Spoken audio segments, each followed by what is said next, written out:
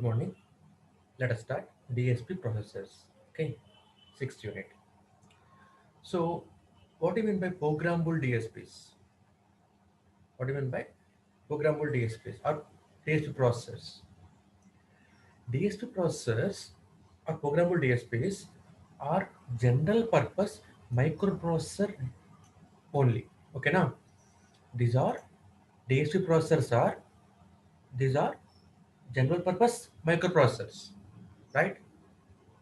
But they're designed for digital signal processing applications. Okay, so programmable DSPs or DSP processors are also microprocessors, right? But intended, they are designed specially for digital signal processing applications. Okay, Nandi, digital signal processing applications కోసం మనము వీటిని తయారు చేసుకున్నాం అనమాట. ఓకేనా? So DSP processors అంటే ఈ micro processors ఇవి కూడా these are also micro processors, but we are designing them for DSP applications, digital signal processing applications కోసం మనం వాటిని డిజైన్ చేసుకున్నాం అనమాట, రైట్? సో ఒక స్పెషల్ పర్పస్ కోసం, special digital signal processing applications కోసము మనం వీటి తయారు చేసుకున్నాం కాబట్టి వీటి యొక్క ఇన్స్ట్రక్షన్ సెట్ అండ్ ఆర్కిటెక్చర్ కొద్దిగా మారుతుంది అనమాట. ఓకే, అఫ్ కోర్స్ బేసిక్గా ఇన్స్ట్రక్షన్ సెట్ మైక్రోప్రాసెసర్ లాగే ఉంటుందమ్మా, కొద్దిగా ఎక్స్ట్రా యాడ్ అవుతాయి అనమాట, right? So digital signal processing కోసం మనం ఈ డిజిటల్ సిగ్నల్ ప్రాసెసింగ్ అప్లికేషన్స్ కోసము మనం ఈ మైక్రో ప్రాసెసర్ డిజైన్ చేసాం కాబట్టి this micro processor design for digital signal processing applications is called DSP processors, right? So మనం స్పెసిఫిక్ పర్పస్ కోసం మనం వీటిని డిజైన్ చేసాం కాబట్టి ఆర్కిటెక్చర్ కూడా కొద్దిగా మారుతుంది అనమాట. ఓకే,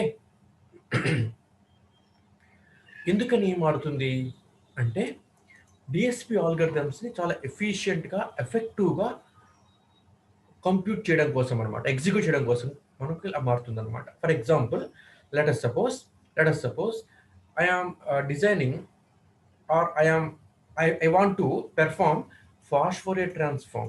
ఓకే, ఓ సిగ్నల్ మీద ఫాస్ట్ ఫోరియర్ ట్రాన్స్ఫార్మ్ అప్లై చేద్దాం అనుకుంటున్నానండి ఓ సిగ్నల్ మీద, right?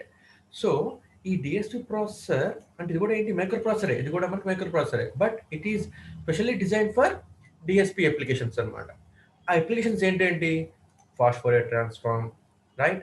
Convolution, right? Correlation, right? Convolution, correlation, filtering, digital filtering, ఓకేనమ్మా? Scalar multiplication, right? ఇంకా ఏమవ్వచ్చు, డెసిమేషన్, తర్వాత ఇంటర్పోలేషన్, రైట్? ఇలాంటి కన్వల్యూషన్ చెప్పుకున్నాం కాబట్టి కన్వల్యూషన్, రైట్? ఇట్లాంటి specific digital signal processing applications కోసం మనం మైక్రో ప్రాసెసర్ తయారు చేస్తే this is called DSP processor, right? So specific purpose కోసం మనం తయారు చేస్తున్నాం కాబట్టి వీటి యొక్క ఆర్కిటెక్చర్ కొద్దిగా భిన్నంగా ఉంటుంది, కొద్దిగా డిఫరెంట్గా ఉంటుంది అనమాట. అఫ్ కోర్స్ ఒక మైక్రో ప్రాసెసర్ ఇంకో మైక్రో ప్రాసెసర్ కూడా డిఫరెన్సెస్ ఉన్నాయి, అవునా కదా? సో 8255, 8259, ఓకే, వీటిలో కూడా PIC micro controller, ARM micro controller, okay, వీటిలో కూడాను ఆర్ మైక్రో ప్రాసెసర్స్, రైట్? వీటిలో కూడా మనకి డిఫరెన్సెస్ ఉన్నాయి ఆర్కిటెక్చర్లో. సో అలాగే డిజిటల్ సిగ్నల్ ప్రాసెసింగ్ అప్లికేషన్స్ కోసం మనం ఉపయోగిస్తున్న మైక్రో ప్రాసెసర్ ఏమంటున్నాము, we are calling it digital signal processor, okay? So ఇవి ఏం పని చేస్తుంది, డిజిటల్ సిగ్నల్ ప్రాసెసింగ్ అప్లికేషన్స్ మొత్తాన్ని పెర్ఫామ్ చేస్తారనమాట. So digital signal processing applications ఏమేమి ఉంటాయి, ఫాస్ట్ ఫోరియర్ ట్రాన్స్ఫార్మ్, మరి ఇందులో decimation in time fast Fourier transform, decimation frequency fast Fourier transform, convolution, correlation, filtering, okay, scalar multiplication, తర్వాతనేమో డీకన్వల్యూషన్ మళ్ళీను, right? తర్వాత DFT, discrete Fourier transform కనుక్కోవటము, okay, తర్వాత decimation చేయటము, ఇంటర్పోలేషన్ చేయటము, ఇట్లాంటి సిగ్నల్స్ మీద ఆపరేషన్స్ మనం పెర్ఫామ్ చేస్తున్నాం కాబట్టి ఈ సిగ్నల్స్ మీద ఆపరేషన్స్ పెర్ఫామ్ చేసే విధంగా మనము దీని యొక్క ఆర్కిటెక్చర్ని మనం కొద్దిగా మార్చుకుంటాం. దీని ప్రకారమే ఇన్స్ట్రక్షన్ సెట్ కూడా కొద్దిగా మారుతుంది. Okay, right. ఎందుకని అంటే ఇవి కనుక ఆర్కిటెక్చర్ ఎఫిషియెంట్గా, ఇన్స్ట్రక్షన్ సెట్ ఎఫిషియెంట్గా ఉందనుకోండమ్మా, అప్పుడు మనం డిఎస్పి అల్గోరిథంని చాలా ఎఫెక్టివ్గా మనం వాటిని కంపైల్ చేయొచ్చు అనమాట. ఓకేనమ్మా, కంపిటీషన్ చేయొచ్చు అనమాట. డిఎస్పి అల్గోరిథంని చాలా ఫాస్ట్గా నేను అవుట్పుట్ ఇచ్చే విధంగా తెచ్చుకోవచ్చు అనమాట. రైట్. అయితే ఈ డిజిటల్ సిగ్నల్ ప్రాసెసర్స్ రెండు రకాలు అనమాట. ఓకే, ఫస్ట్ వన్ ఏంటి అంటే general purpose DSP. Okay, general purpose DSPs, తర్వాత special purpose DSPs. Right, general purpose DSPs and special purpose DSPs. Right. అయితే మనం ఇక్కడ చెప్పుకుంటుంది ఏంటి అంటే మనకి సిలబస్లో ఉన్నది ఏంటి అంటే జనరల్ పర్పస్ డిఎస్పీస్ మాత్రమే అనమాట. అందులో TMS T20C 5X series, TMS T20C 5X సిరీసే ఎక్కువగా మనం వాడుతున్నామమ్మా. ఓకే, 4X సిరీస్ ఈ రెండు మనకు ఉన్నాయి అనమాట. 4X సిరీస్ కూడా అంతగా లేదు. టీఎంఎస్ T20C 5X సిరీసే మనకి ఈ యూనిట్లో కవర్ చేస్తున్నాం అనమాట. కాబట్టి ఇది ఏంటిది, this is general purpose DSP అనమాట ఇది. ఓకేనా అండి, జనరల్ పర్పస్ డిఎస్పి అనమాట. రైట్. కాబట్టి మనకి ఇందులో దాదాపుగాను ఇన్స్ట్రక్షన్ సెట్ అన్నది మైక్రో ప్రాసెసర్ ఇన్స్ట్రక్షన్ సెట్స్కి దగ్గరగానే ఉంటుంది బాగా. ఓకేనా అండి, so this is general purpose DSP. Okay, so ఈ జనరల్ పర్పస్ డిఎస్పి అంటే ఏంటి అంటే this is basically micro processor, but we have to increase the speed of microprocessors with effective architecture and effective instruction set. ఎందుకని అంటే these are optimised for DSP operations. మనము digital signal processing operations కోసం మేము optimise చేసామన్నమాట. జనరల్గా general process డిఎస్పీస్లో ఏం operations ఉంటాయండి అంటే మామూలుగా అర్థమెటిక్ ఆపరేషన్స్ ఉంటాయమ్మా. ఓకేనా, సిగ్నల్స్ మీద మనం అప్లై చేసే ఒక చిన్న చిన్న ఆపరేషన్స్ ఇందులో కూడా ఉంటాయి. అంటే ఏంటి, స్కేలార్ మల్టిప్లికేషన్, రెండు సిగ్నల్స్ని యాడ్ చేయటము. ఓకే, రెండు సిగ్నల్స్ని మల్టిప్లై చేయటము, రెండు సిగ్నల్స్ని కన్వల్యూట్ చేయటము, రెండు సిగ్నల్స్ని కోరిలేట్ చేయటము. రైట్, ఇట్లాంటి చిన్న చిన్న ఆపరేషన్సే ఉంటాయి, బేసిక్ ఆపరేషన్సే ఉంటాయి అన్నమాట. ఓకేనండి, బేసిక్ ఆపరేషన్సే ఇందులో కూడా ఉంటాయి. కాబట్టి ఈ బేసిక్ ఆపరేషన్స్ని పెర్ఫామ్ చేయడానికి మనము ఈ జనరల్ పర్పస్ డిఎస్పీస్ తయారు చేస్తున్నాం అనమాట. ఇది కూడా ఏంటంటే basic, these are micro processors, but ఇవి కొద్దిగా ఫాస్ట్గా ఉంటాయండి. ఇవి కొద్దిగా ఫాస్ట్గా వర్క్ చేస్తాయి అనమాట. ఎందుకని అంటే మనం ఇక్కడ ఈ డిజిటల్ సిగ్నల్ ప్రాసెసింగ్ అంటే సిగ్నల్ మీద ఇన్స్ట్రక్షన్స్ని సిగ్నల్ మీద మనము పర్ఫామ్ చేస్తున్నాము ఆపరేషన్స్ని. రెండు సిగ్నల్స్ని యాడ్ చేయడం కానీ, రెండు సిగ్నల్స్ని సబ్ట్రాక్ట్ చేయడం కానీ, రెండు సిగ్నల్స్ని మల్టిప్లై చేయడం కానీ, ఓకే, ఒక సిగ్నల్ని స్కేలార్తో మల్టిప్లై చేయడం కానీ, ఓకే, రెండు సిగ్నల్స్ని కన్వల్యూట్ చేయడం కానీ, రెండు సిగ్నల్స్ని కోరిలేట్ చేయడం కానీ, ఓకే, రెండు సిగ్నల్స్ని కోరిలేట్ చేయడం కానీ, ఇట్లాంటి బేసిక్ ఆపరేషన్స్ అనమాట. సిగ్నల్స్ మీద మనము బేసిక్ ఆపరేషన్సే పెర్ఫామ్ చేస్తున్నాం అనమాట. కాబట్టి ఈ this is called general purpose DSPs. This called general purpose DSPs. అయితే ఇలాంటి బేసిక్ ఆపరేషన్స్ పెర్ఫామ్ చేయడానికి ఆర్కిటెక్చర్ని చాలా ఎఫెక్టివ్గా మనము డిజైన్ చేసుకుంటాము ఇందులో. అండ్ ఇన్స్ట్రక్షన్ సెట్ కూడాను దీని ప్రకారమే ఆప్టిమైజ్ చేస్తాము. ఆప్టిమైజ్ అంటే ఏంటంటే పూర్తిగా మార్చడం అని కాదమ్మా. ఆప్టిమైజ్ చేయడం అంటే ఏంటంటే ఎన్హాన్స్ చేయడం అనమాట, అంతే. ఓకే, పూర్తిగా మార్చడం అని కాదు. సో డిఎస్పీ ఆపరేషన్స్కి, డిజిటల్ సిగ్నల్ ప్రాసెసింగ్ ఆపరేషన్స్కి తగ్గట్టుగా ఇన్స్ట్రక్షన్ సెట్ మనం ఆప్టిమైజ్ చేసుకున్నాము, అంతే.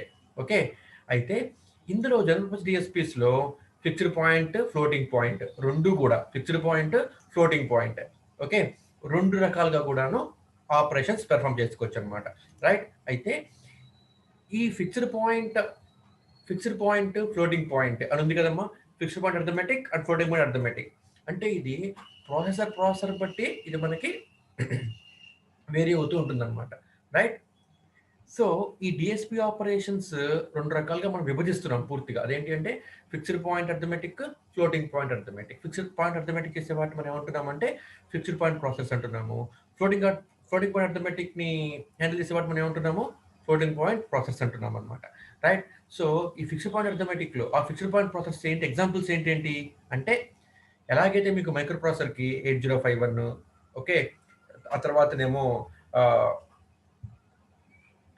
తర్వాత మైక్రో ప్రాసెసర్స్కి 8259, ఓకే, 8255, ఇలా డిఎంఏ ఇలా మనకు ఉన్నాయి కదమ్మా, ఇంటరప్ట్ కంట్రోలర్స్ ఇలా ఉన్నాయి కదా, వీటి పేరు ఎలాగైతే ఉన్నాయో మైక్రో కంట్రోలర్స్ వచ్చేప్పటికి పిక్ అని, ఆర్మ్ అని, ఎట్మెగా అని ఇలా ఏ విధంగా అయితే మనకి డిఫరెంట్గా ఉన్నాయో అలాగే ఈ డిఎస్పి ప్రాసెసర్స్, డిఎస్పి ప్రాసెసర్స్ కూడాను కొన్ని పేర్లు ఉన్నాయి అనమాట. అవేంటి అంటే ఇదిగోండి ఇలాగా టిఎంఎస్ అంటాం అనమాట.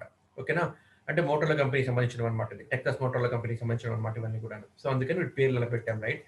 సో వీటి పేర్లు ఏంటంటే ఫిక్స్డ్ పాయింట్ అర్థమెటిక్ని పెర్ఫామ్ చేసే ప్రాసెస్ మనం ఏమంటున్నాము, we call it fixed point processors, right. దీనికి ఎగ్జాంపుల్స్ ఏంటి, 3MS 320C 5X series. 5X అంటే ఈ 5 అవ్వచ్చు, ఈ ఎక్స్ప్రెస్ 1 అవ్వచ్చు, 2 అవ్వచ్చు, 3 అవ్వచ్చు, 4 అవ్వచ్చు అనమాట, అప్గ్రేడేషన్ దాన్ని బట్టి అనమాట. TMS 320C 5X, తర్వాత TMS 320C 54X. ఇవి మనకి ఏంటి అంటే ఫిక్స్డ్ పాయింట్ అర్థమెటిక్ని ఆపరేట్ చేస్తాయి అనమాట. Okay, right. ఫిక్స్డ్ పాయింట్ అర్థమెటిక్ని ఫాలో చేస్తాయి అనమాట ఇవి. అదే ఫ్లోటింగ్ పాయింట్ అర్థమెటిక్ని ఫాలో చేసేవి ఏంటి, ఫ్లోటింగ్ పాయింట్ ప్రాసెస్ అంటున్నాం అనమాట. అవి ఏంటంటి, TMS 320C 4X series, TMS అమ్మా ఇది. Okay, TMS 320C 67XX. Okay, TMS 320C 67XX. ఇవి మనకి ఏంటి అంటే జనరల్ పర్పస్ డిఎస్పీస్కి ఎగ్జాంపుల్స్ అనమాట, ఫిక్స్డ్ పాయింట్ అని ఫ్లోటింగ్ పాయింట్లో కూడా అనమాట, right. Now moving on to special purpose digital signal processors, right. Special purpose digital signal processors. Special purpose అంటే ఏంటి, పేరులోనే ఉందమ్మా, ఒక స్పెసిఫిక్ ఆపరేషన్ కోసం మనం వీటిని డిజైన్ చేస్తున్నాం అనమాట. ఓకేనండి, స్పెసిఫిక్ ఆపరేషన్ కోసం మనం వీటిని డిజైన్ చేస్తున్నాం అనమాట. ఆ స్పెసిఫిక్ ఆపరేషన్స్ ఏమి అవ్వచ్చు అంటే ఎగ్జాంపుల్ చూడండి ఇక్కడ, if the digital signal processor is intended for operations such as FFT, fast Fourier transform apply చేయడానికి, ఫాస్ట్ ఫోరియర్ ట్రాన్స్ఫార్మ్ని సిగ్నల్ మీద కనుక్కోవడానికి ఇంటెండెడ్గా, రైట్. ఇదే మీకు చెప్తుంటారు మా VLSAలో ఏమని, ఎసిక్ అంటారనమాట, అవునా. ASIC, application specific integrated circuit. Specific application కోసం మాత్రమే మనం ఐసీని తయారు చేస్తే మనం వాటిని ఏమంటాము, ఎసిక్స్ అంటాం అనమాట. Okay, ASIC, application specific integrated circuit. అలాగే ఒక స్పెషల్ ఆపరేషన్ పెర్ఫామ్ చేయడం కోసం మాత్రమే, ఒక స్పెసిఫిక్ ఆపరేషన్ పెర్ఫామ్ చేయడం కోసం మాత్రమే మనం కనుక డిజైన్ చేస్తే డిజిటల్ సిగ్నల్ ప్రాసెసర్ని, it is called special purpose digital signal processors. Examples ఏంటంటి అంటే ఫాస్ట్ ఫోరియర్ ట్రాన్స్ఫార్మ్ అప్లై చేయడానికి నేను కనుక డిజిటల్ సిగ్నల్ ప్రాసెసర్ తయారు చేస్తే it is called special purpose DSP, right. అదే ఒక్క FFT అనే కాదండి, డిఎఫ్టీ చేయడానికైనా సరే, లేకపోతేనేమో special only for filtering purpose. Okay, Chebyshev filter, right, Butterworth filter, ఇలా high pass filters, low pass filters, band pass filters, band reject filters, ఇలా specific application కోసం మాత్రమే చేస్తే, ఆర్ అదర్ వర్డ్స్ ఇంకేం చెప్పుకోవచ్చు, PCM, pulse code modulation, signal మీద pulse code modulation perform చేయడానికి అనమాట. ఇలాగా సమ్ స్పెసిఫిక్ అప్లికేషన్స్ కోసం మాత్రమే కనుక మనము డిఎస్పీస్ని తయారు చేస్తే this is called special purpose DSPs. ఓకేనండి. సో ఇప్పుడు మనం ఏం చూసాం ఇప్పటిదాకా, what is DSP and what is general purpose DSP and what is special purpose DSP. మనం ఇప్పుడు 3 పాయింట్లు చూసామన్నమాట, రైట్. అయితే ఈ డిఎస్పీస్లో చాలా ఉన్నాయమ్మా, అనలాగ్ డిజిటల్ సిగ్నల్ ప్రాసెస్ ఉన్నాయి అండ్ ఆల్సో డిజిటల్ టైప్ కూడా ఉన్నాయన్నమాట. ఓకేనామా. ఈ సిగ్నల్ ప్రాసెస్లో అనలాగ్ టైప్ ఉన్నాయి, డిజిటల్ టైప్ కూడా ఉన్నాయి అన్నమాట, రైట్. ఇప్పుడు మనం చెప్పుకునేవన్నీ కూడా ఏంటి అంటే డిజిటల్ టైప్ అనమాట.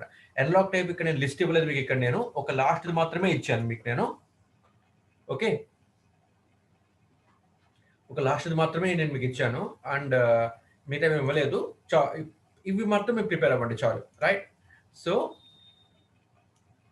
సమ్ డిజిటల్ సిగ్నల్ ప్రాసెసర్స్లో ఉన్న కొన్ని ప్రాసెసర్స్ గురించి తెలుసుకుందాం మనం ఇప్పుడు. ఓవర్వ్యూ అనమాట, రైట్. అందులో first one is TMS 320C 3X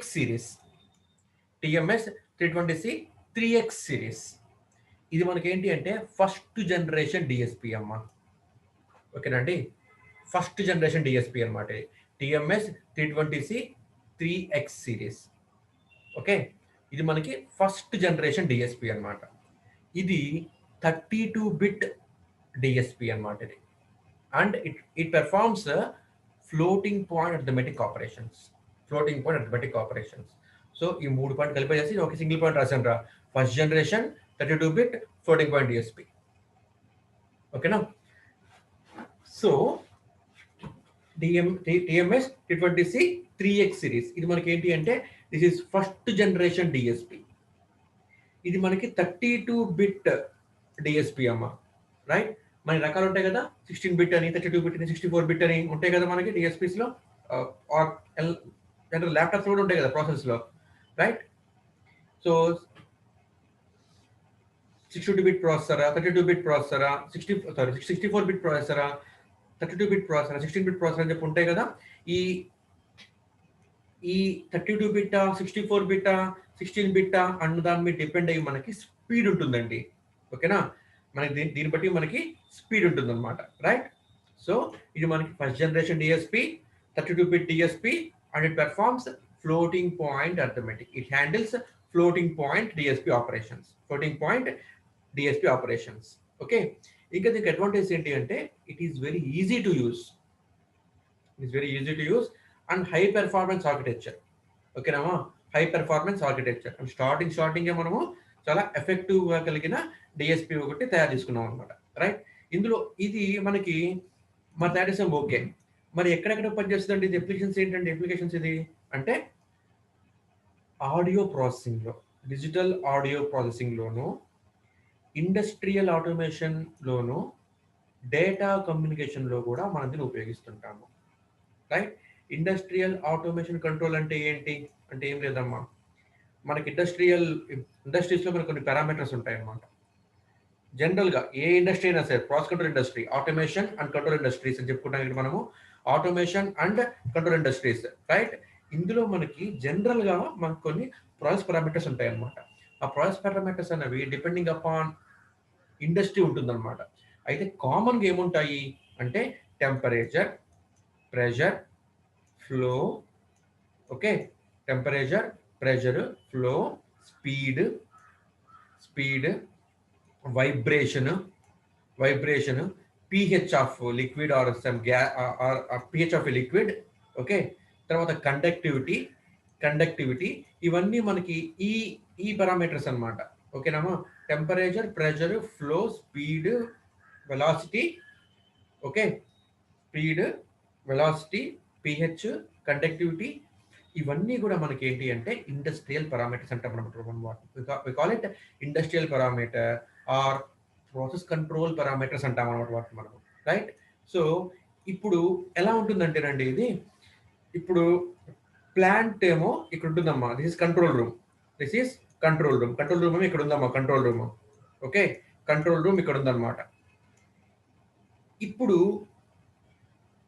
ఈ పారామీటర్స్ ఎక్కడ తీసుకుంటాం మనము? ఇన్ ప్లాంట్ తీసుకుంటాం అనమాట. ప్లాంట్లో ఫర్ ఎగ్జాంపుల్, ప్లాంట్ అంటే ప్రాసెస్ అనమాట. ఓకే, ప్రాసెస్లో మనకి ఈ ఫర్ ఎగ్జాంపుల్ అంటే suppose I want to measure temperature కనుక్కోవాలనుకుంటున్నాను అనమాట. సో నేను ఏం చేస్తాను అంటే for example I want to measure temperature in pipeline. So ఇది ఒక పైప్ లైన్ అనుకుంటే కనుక ఈ పైప్ లైన్లో ఫ్లో అయ్యే లిక్విడ్ యొక్క టెంపరేచర్ కనుక్కోవాలన్నమాట నేను. కాబట్టి ఏం చేస్తాను, ఇక్కడ సెన్సార్ పెడతాను, ఇక్కడ సెన్సార్ పెడతాను అనమాట. ఇక్కడ ఒక సెన్సార్ పెడతానమ్మా, రైట్? This sensor. ఈ సెన్సార్ నుంచి ఏం చేస్తాను అంటే సిగ్నల్ నేను ట్రాన్స్మిట్ చేస్తాను అనమాట. ఎక్కడికి? కంట్రోల్ రూమ్కి. కంట్రోల్ రూమ్ సిగ్నల్ నేను ట్రాన్స్మిట్ చేస్తాను అనమాట. అయితే ఈ సెన్సార్ ఏం చేస్తుంది అంటే ఈ టెంపరేచర్ మనం ట్రాన్స్మిట్ చేయలేం కదా దూరంకి. కాబట్టి ఏం చేస్తుందంటే సెన్సార్ ఈ పైప్ లైన్లో యొక్క టెంపరేచర్ ఎంతైతే ఉందో దానికి తగ్గట్టుగా ఒక కరెంట్ సిగ్నల్ని పంపిస్తుంది అనమాట. అవుట్పుట్ మనకి కరెంట్ వస్తుంది. ఓకే, అవుట్పుట్ మనకి కరెంట్ వస్తుంది ఆర్ వోల్టేజ్ వస్తుంది. వోల్టేజ్ ఆర్ కరెంట్, ఈ రెండు వస్తాయి అనమాట మనకి. వోల్టేజ్ ఆర్ కరెంట్ ఏదో ఒకటి మనం తీసుకుంటాం అనమాట. So output of sensor is proportional to temperature of a pipe line, right? So temperature ఎక్కువ ఉంటే అవుట్పుట్ కరెంట్ ఎక్కువ వస్తుంది, టెంపరేచర్ తక్కువ ఉంటే అవుట్పుట్ కరెంట్ తక్కువ వస్తుంది అనమాట, రైట్? సో మనం ఏం చేస్తుంది, సెన్సార్ ఏం చేస్తుంది అంటే it converts temperature into, it senses temperature and converts the input temperature into current signal. ఇది ఇక్కడ పంపిస్తుంది అనమాట. ఒకవేళ టెంపరేచర్ బాగా ఎక్కువ అయిపోయింది అనుకోండి అమ్మా, కంట్రోల్ నుంచి మనం ఏం చేయాలి, ముందు ఈ కరెంట్ సిగ్నల్ని తీసుకోవాలి. గమనించండి, కరెంట్ సిగ్నల్ తీసుకోవాలి. ఈ కరెంట్ సిగ్నల్ని బట్టి టెంపరేచర్ ఎంత ఉందో అనలైజ్ చేసుకోవాలన్నమాట. అది కంట్రోలర్ ఇక్కడ మనకి ఈ కరెంట్ సిగ్నల్ని బట్టి టెంపరేచర్ ఎంత ఉంటుంది అక్కడ అని చెప్పేసి ఇక్కడ మనం ఒక ప్రోగ్రామింగ్ రాస్తామన్నమాట ఇందులో. ఓకేనండి, కంట్రోలర్లో మనం ఒక ప్రోగ్రామింగ్ రాస్తాం అనమాట. టెంపరేచర్ అబోవ్ సెట్ పాయింట్ ఉందనుకోండి అమ్మా, సెట్ పాయింట్ కన్నా ఎక్కువ ఉందనుకోండి అమ్మా, అప్పుడు ఏం చేయాలి, టెంపరేచర్ తగ్గించేయాలి. కాబట్టి ఏం చేస్తుందంటే ఇక్కడ నుంచి కమాండ్ వస్తుంది అనమాట. కంట్రోలర్ నుంచి ఒక కమాండ్ వేస్తుంది అనమాట. ఏమని, ఒక కంట్రోల్ వాల్వ్ ఓపెన్ అయ్యి వాటర్ మళ్ళీ ఇందులో యాడ్ అవ్వాలన్నమాట, టెంపరేచర్ ఎక్కువ ఉంది అని చెప్పడం అనమాట. ఓకే, ఇలా కంట్రోల్ యాక్షన్ చేసుకోవాలన్నమాట. Okay, it's called industrial automation and control, right. ఇట్లాంటి పర్పస్ కోసం ఏం చేయాలి, కంట్రోలర్ అన్నది ఇన్పుట్ సిగ్నల్ ని కంటిన్యూస్ గా తీసుకోవాలి. ఇన్పుట్ సిగ్నల్ కరెంట్ ఇక్కడ అనమాట. Current is proportional to temperature. కాబట్టి టెంపరేచర్ ని మనం డైరెక్ట్ గా కంట్రోలర్ ఏమీ చేయలేదు ఇంకా, అవునా కదా. సో టెంపరేచర్ ఏమీ చేయలేము మనం, ఎందుకంటే టెంపరేచర్ ట్రాన్స్మిట్ చేస్తే ఏం తెలుస్తుంది కంట్రోలర్కి ఇన్పుట్ ఏంటి, కరెంట్ ఉంటుంది అంతే. కంట్రోలర్కి ఇన్పుట్ టెంపరేచర్ ఉంటుంది కదమ్మా. ఫర్ ఎగ్జాంపుల్ ఈ ప్రాసెస్ ఇప్పుడు టెంపరేచర్ కాదు, if I take it pressure తీసుకుంటే మళ్ళీ ఇక్కడ మార్చుకోవాలి నేను కంట్రోలర్ని. ఫర్ ఎగ్జాంపుల్ ఇక్కడ నేను ఫ్లో తీసుకున్నాను అనుకోండి అమ్మా, కంట్రోలర్ లెట్ ఎగ్జాంపుల్ ఈ పారామీటర్ మెజర్ చేసి ఫ్లో తీసుకున్నాను అనుకోండి అమ్మా, if take it flow rate of liquid or water. Okay, మళ్ళీ దానికోసం ఇంకోటి పెట్టుకోవాలి కంట్రోలర్ నేను, అలా ఉంటుందండి. మనం ఏం చేస్తాము అంటే ఏ పారామీటర్ అయినా ఇండస్ట్రీస్లో ఏం చేస్తాము అంటే కరెంట్ ఆర్ వోల్టేజ్ మార్చుకుంటాం అనమాట. ఇప్పుడు కంట్రోలర్ ఏం చేయాలి, ఈ కరెంట్ సిగ్నల్ తీసుకొని it can assess temperature of pipe line. Okay, so ఇంత కరెంట్ వాల్యూ అవుట్పుట్లో నాకు వచ్చింది అంటే, ఇన్పుట్ కింద వచ్చింది అంటే టెంపరేచర్ ఎంత ఉందన్నమాట అని అనుకునేది మనం ప్రోగ్రామింగ్ రాస్తాం మొత్తం దానికి అనమాట. ఓకే, ఆ ప్రోగ్రామింగ్ ప్రాసెస్ ఉపయోగించి రాస్తామమ్మా. Okay, this programming is called DCS. Okay, this programming is called DCS, distributed control systems అంటాం అనమాట మనం వీటిని. ఓకే, ఇందులో మనం ఉపయోగించేవి ఏంటి అంటే ఈ ప్రాసెస్ ఉపయోగిస్తాం అనమాట, రైట్. సో ఈ కంట్రోలర్ ఏం చేస్తుంది అంటే ఇది టెంపరేచర్ ఉంది అని తీసుకొని దీనికి ఇప్పుడు సెట్ పాయింట్ కన్నా సరే ఎక్కువ ఉంది అనుకోండి టెంపరేచర్, ఏమవ్వాలి, టెంపరేచర్ తగ్గాలి. సో కూల్ వాటర్ లోపలికి ఇన్పుట్కి అటాచ్ చేయడం అనేది జరుగుతుంది అనమాట.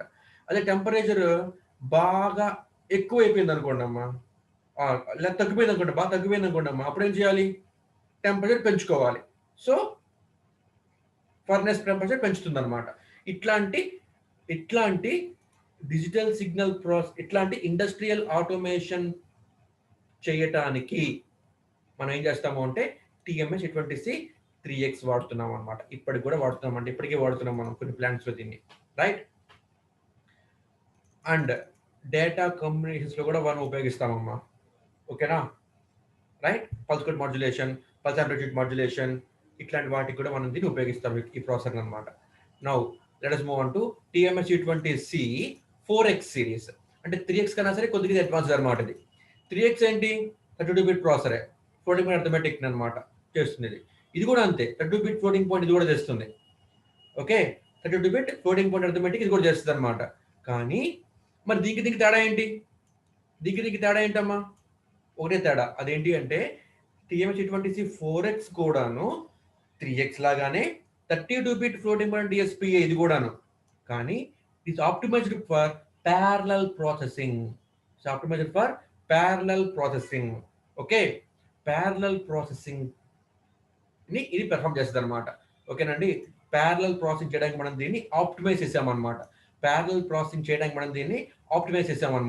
ఓకే, ప్యారలల్ ప్రాసెసింగ్ చెయ్యాలి అంటే ఏం కావాలి, ప్యారలల్ ప్రాసెసింగ్ చేయాలంటే ఏం కావాలి, హై పెర్ఫార్మెన్స్ CPU కావాలి. ఈ ప్యారలల్ ప్రాసెసింగ్ చేయడానికి హై పెర్ఫార్మెన్స్ CPU కావాలి. ఓకే, ప్యారలల్ ప్రాసెసింగ్ చేయడం అంటే ఏంటంటే మల్టిపుల్ ప్రోగ్రామ్స్ ని ప్యారలల్ గా రన్ చేసుకోవడం అనమాట.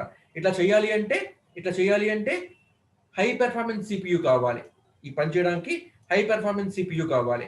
తర్వాత ప్యారలల్ ప్రాసెసింగ్ చేస్తున్నప్పుడు మనకి జనరల్ గా ఏమవసరం అవుతుందండి, ప్యారలల్ ప్రాసెసింగ్ చేస్తున్నప్పుడు అంటే ప్యారలల్ గా for example let us suppose this controller is executing two programs, program 1, program 2 in parallel చేస్తుందండి. రైట్, ఈ ప్యారల్ ఎగ్జిక్యూట్ చేయడానికి ఏం కావాలి అంటే హై పెర్ఫార్మెన్స్ సిపి అవసరం అవుతుంది మరి దీనికి. ఓకే, తర్వాత ఇంకోటి ఏంటి, ఇలా ప్యారల్ గా ప్రాసెసింగ్ చేస్తున్నప్పుడు ఏం కావాలి, ఈ ప్రోగ్రామింగ్ చేస్తున్నప్పుడు మనకి కొంత రీడ్ చేయాలి డేటాని, కొన్ని చోట్ల నుంచి రైట్, కొన్ని చోట్ల డేటాని రైట్ చేసుకోవాలి కదా. సో రీడ్ రైట్ ఆపరేషన్స్ చాలా ఫాస్ట్ జరగాలన్నమాట. కాబట్టి ఏం కావాలి అంటే మెమొరీ యాక్సెస్ ఫాస్ట్ ఉండాలన్నమాట. ఓకేనండి, మెమొరీ యాక్సెస్ మనకి చాలా ఫాస్ట్గా ఉండాలన్నమాట ఈ పని అవ్వాలి అంటే. రైట్, మెమొరీ యాక్సెస్ ఫాస్ట్ ఉండాలంటే ఏం చేయాలి అంటే I'm using here DMA, direct memory access, DMA.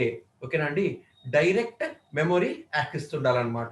Okay, direct memory access ఉంటేనే, గమనించండి ఎక్కడైనా సరే ప్రాసెసర్స్లో మనకు ప్రాబ్లం ఎక్కడ అంటే ఐఓ డివైజెస్ని హ్యాండిల్ చేసుకోవడము, మెమొరీని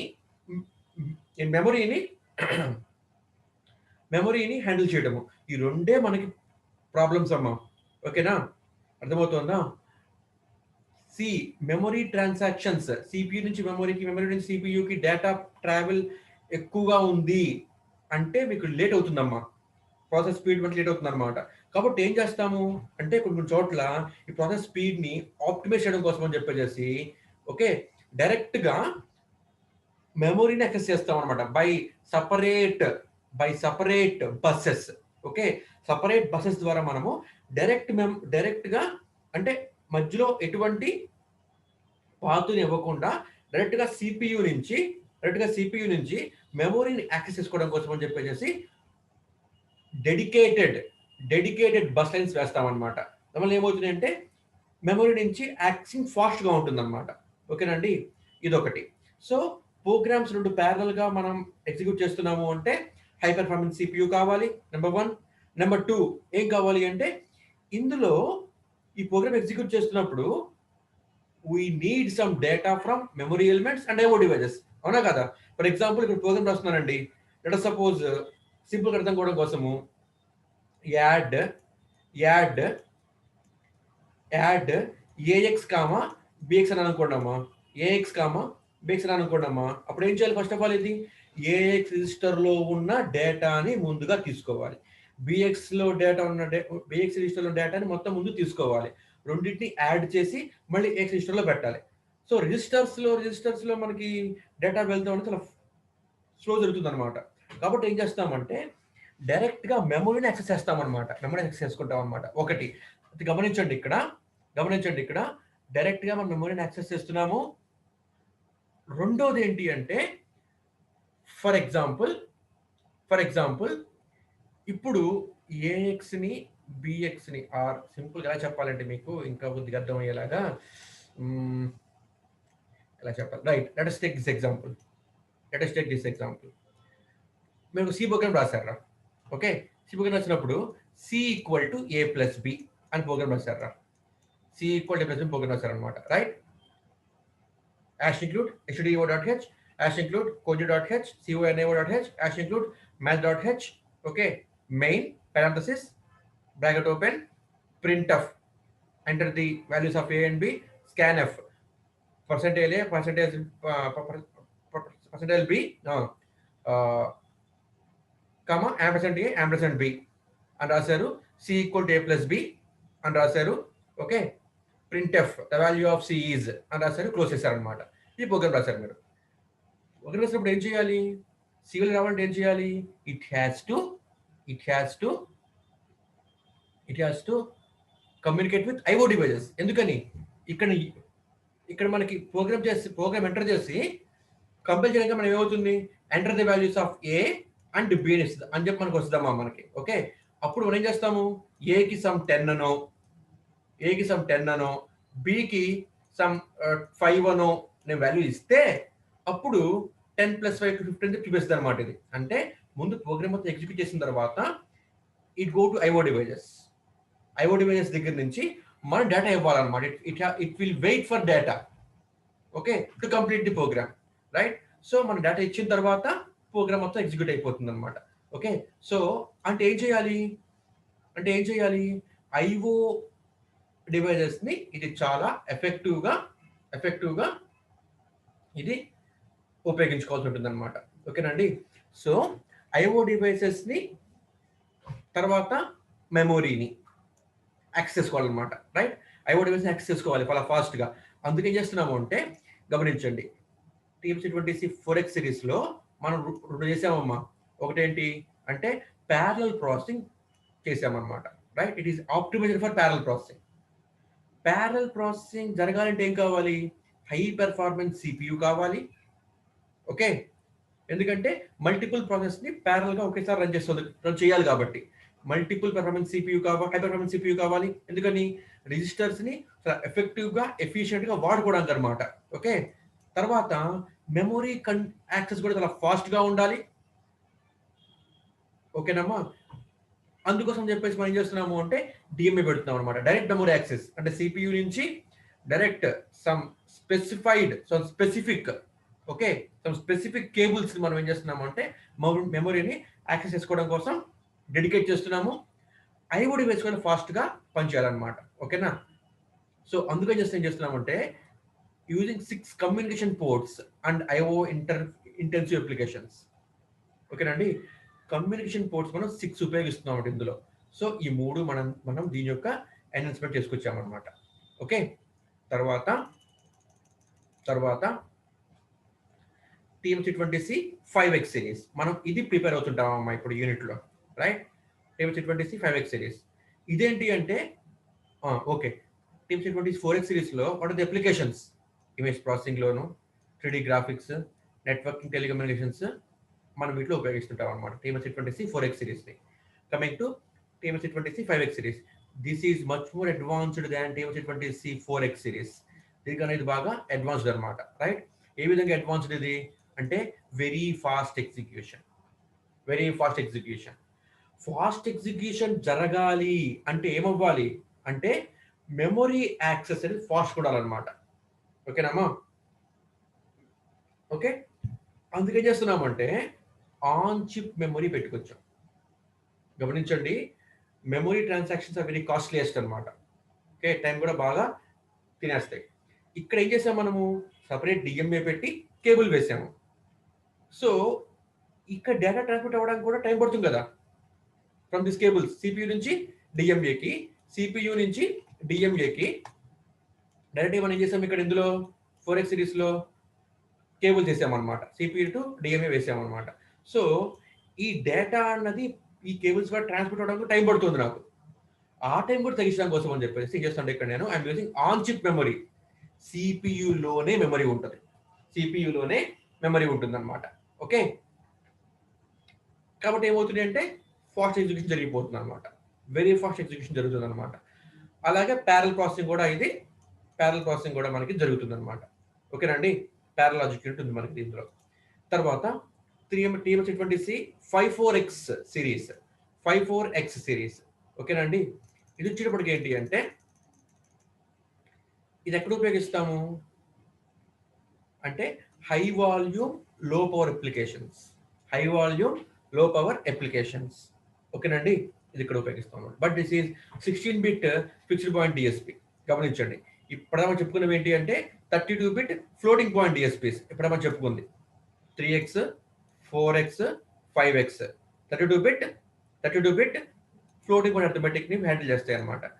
TMC20C 54X ఇది వచ్చేప్పటికి ఏంటి అంటే 16-bit ఫిక్స్డ్ పాయింట్ అనమాట ఇది.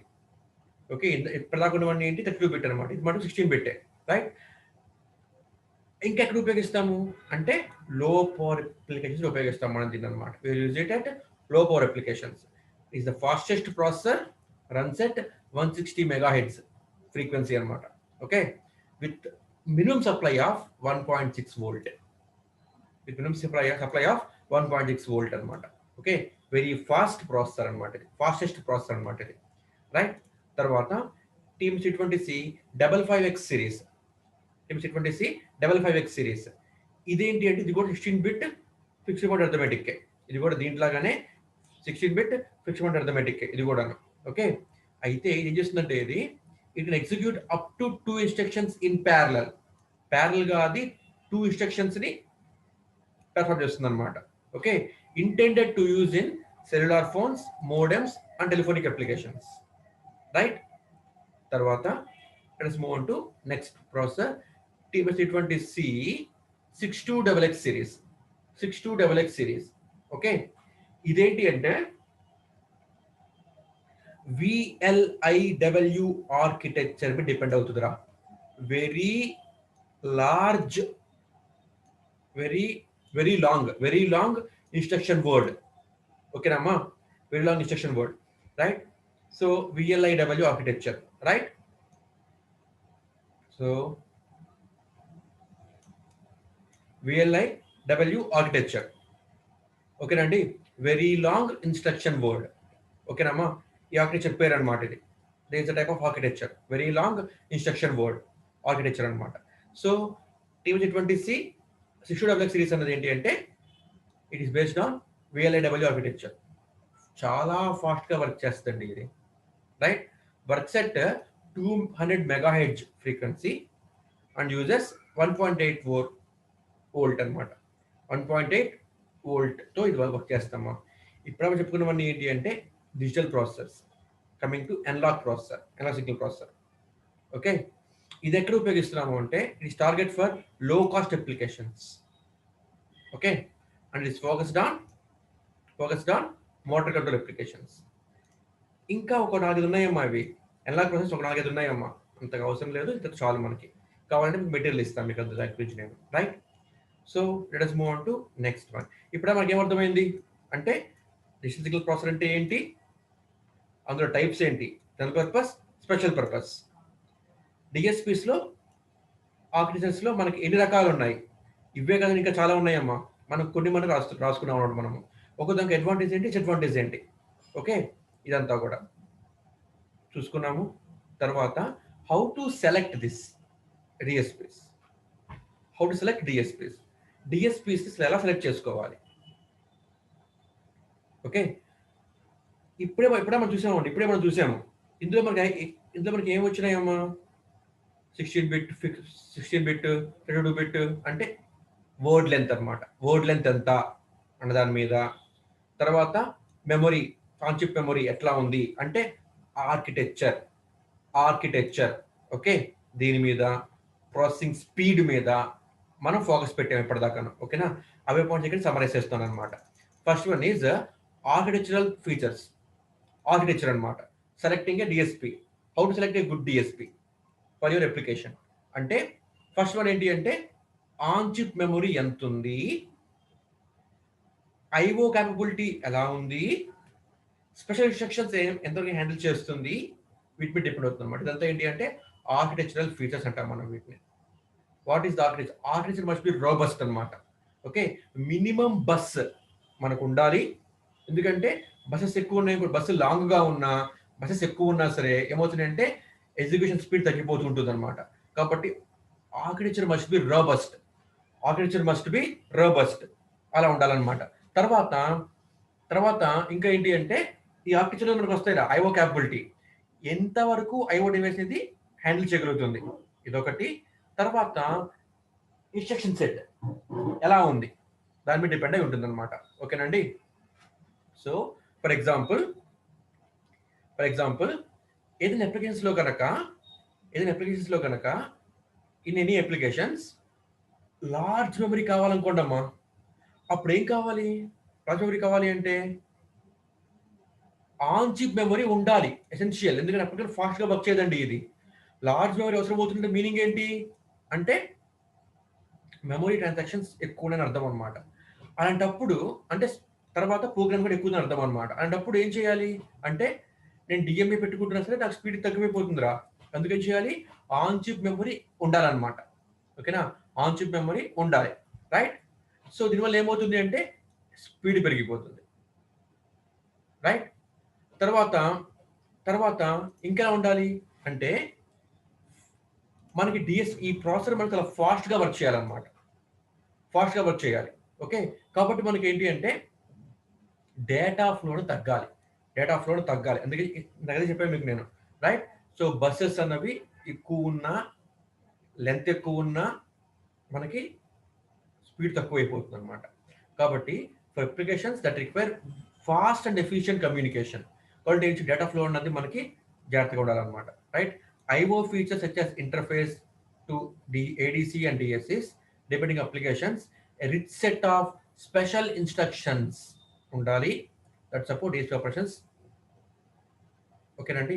సో ఇప్పుడు గమనించండి, స్థూలంగా ఏంటి మనకి పాయింట్ నుంచి మనకు ఉంది అంటే ఆర్కిటెక్చర్ రోబస్ట్గా ఉండాలి. ఆర్కిటెక్చర్ రోబస్ట్గా ఉండాలి అంటే ఏంటి, ఆన్ చిప్ మెమరీ ఎక్కువ ఉండాలి, స్పెషల్ ఇన్స్ట్రక్షన్స్ని హ్యాండిల్ చేయగలగాలి, ఐఓ క్యాపబిలిటీస్ ఎక్కువ ఉండాలి రైట్. ఇదే ఇక్కడ పాయింట్స్ చెప్పింది అనమాట.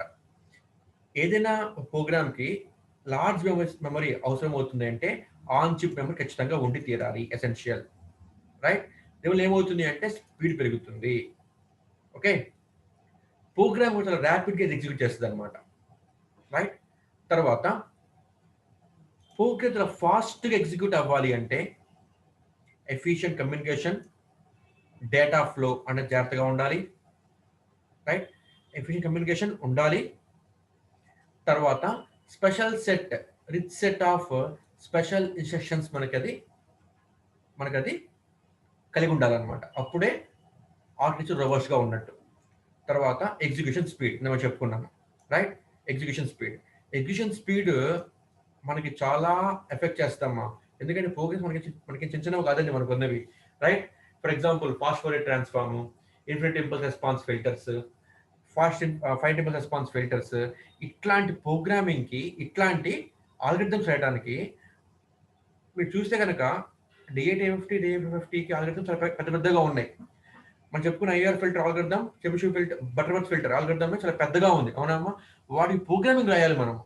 కాబట్టి ఏంటి మనకి ప్రోగ్రామింగ్ లెంత్ చాలా ఎక్కువ ఉందన్నమాట. నెంబర్ ఆఫ్ ఇన్స్ట్రక్షన్స్ మనకు అవసరం అవుతున్నాయి ఈ ఆపరేషన్స్ మనం పెర్ఫామ్ చేయాలి అంటే. కాబట్టి ఎగ్జిక్యూషన్ స్పీడ్ అనేది చాలా ఎక్కువ ఉండాలన్నమాట. So we have to select a processor which has high execution speed. అంటే ఎట్లా ఉండాలి, ఈ ఎగ్జిక్యూషన్ స్పీడ్ అన్నది దేని డిపెండ్ అవుతుంది అంటే clock speed of processor. Okay, దీని డిపెండ్ అయి ఉంటుంది అనమాట, రైట్. తర్వాత మనం ఇంకా ఎట్లాంటి అర్థమెటిక్ ని మనము చూస్ చేసుకోవాలి అంటే ఇదిగోండి type of arithmetic, fixed point arithmetic, floating point arithmetic, right. దాన్ని బట్టి కూడా ప్రాసెసర్ అన్నది చూస్ చేసుకోవాల్సి ఉంటుంది, రైట్. అంటే వచ్చేసి ఆపరేషన్ దేని డిపెండ్ అయి ఉంటుంది, ఫిక్స్డ్ పాయింట్ అర్థమెటిక్ లో చేయాలా, ఫ్లోటింగ్ పాయింట్ అర్థమెటిక్ లో చేయాలా, అదనమాట, రైట్. ఫిక్స్డ్ పాయింట్ అర్థమెటిక్ అయితే కనుక లో కాస్ట్ అమ్మా, తక్కువ కాస్ట్ అయిపోతాయి అనమాట. హై వాల్యూమ్ అప్లికేషన్స్ ఉపయోగిస్తాం మనం ఫిక్స్డ్ పాయింట్ వచ్చినప్పటికి. ఫ్లోటింగ్ పాయింట్ వచ్చినప్పటికి ఏంటి అంటే ఇది ఫ్లోటింగ్ పాయింట్ ఎక్కడ ఉపయోగిస్తాము, ఎఫ్ఎఫ్టి, ఓకే. తర్వాత డిజిటల్ ఫిల్టరింగ్ వీటిలో ఉపయోగిస్తాం అనమాట ఫ్లోటింగ్ పాయింట్ అర్థమెటిక్ వచ్చేటప్పటికి, రైట్. తర్వాత వర్డ్ లెంత్ 16-బిట్ ప్రాసెసరా, 24 తర్వాత 32-బిట్ ప్రాసెసరా, ఓకే. వీటి బట్టి మనం కూడా చూస్ చేసుకుంటాం ఒక ప్రాసెసర్ని. సో ఈ 4 మనకి ఇంపార్టెంట్ అనమాట. First one is architecture, next one is speed, architecture,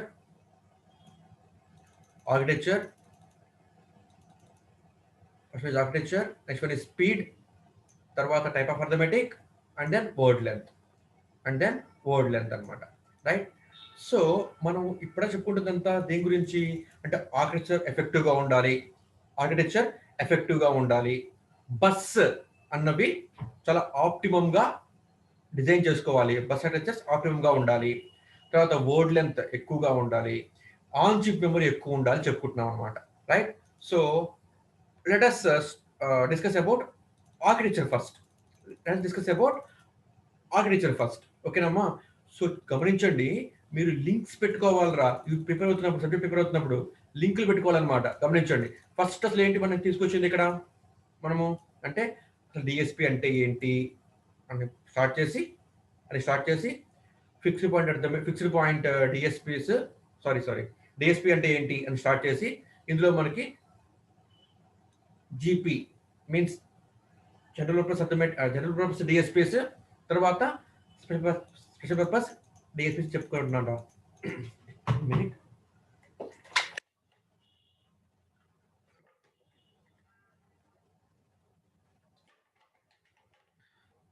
so the general purpose DSPs, special purpose DSPs అంటే ఏంటి అని రాసాము, రైట్. ఇందులో మళ్ళీ కూడాను TC20C 3X సిరీస్ ఇదేంటి, ఎలా వర్క్ చేస్తుంది, దీని అడ్వాంటేజ్ ఏంటి, దీనికన్నా 4X సిరీస్ ఎట్లా అడ్వాన్స్డ్, ఓకే ఎట్లా అడ్వాన్స్డ్. సో ఇది వచ్చేటప్పటికి ఏంటి అంటే floating point DSP high performance architecture బాగానే ఉంది. ఇక్కడ ఏం చేసాం మనము ప్యారలల్ ప్రాసెసింగ్కి ఆప్టిమైజ్ చేసాము.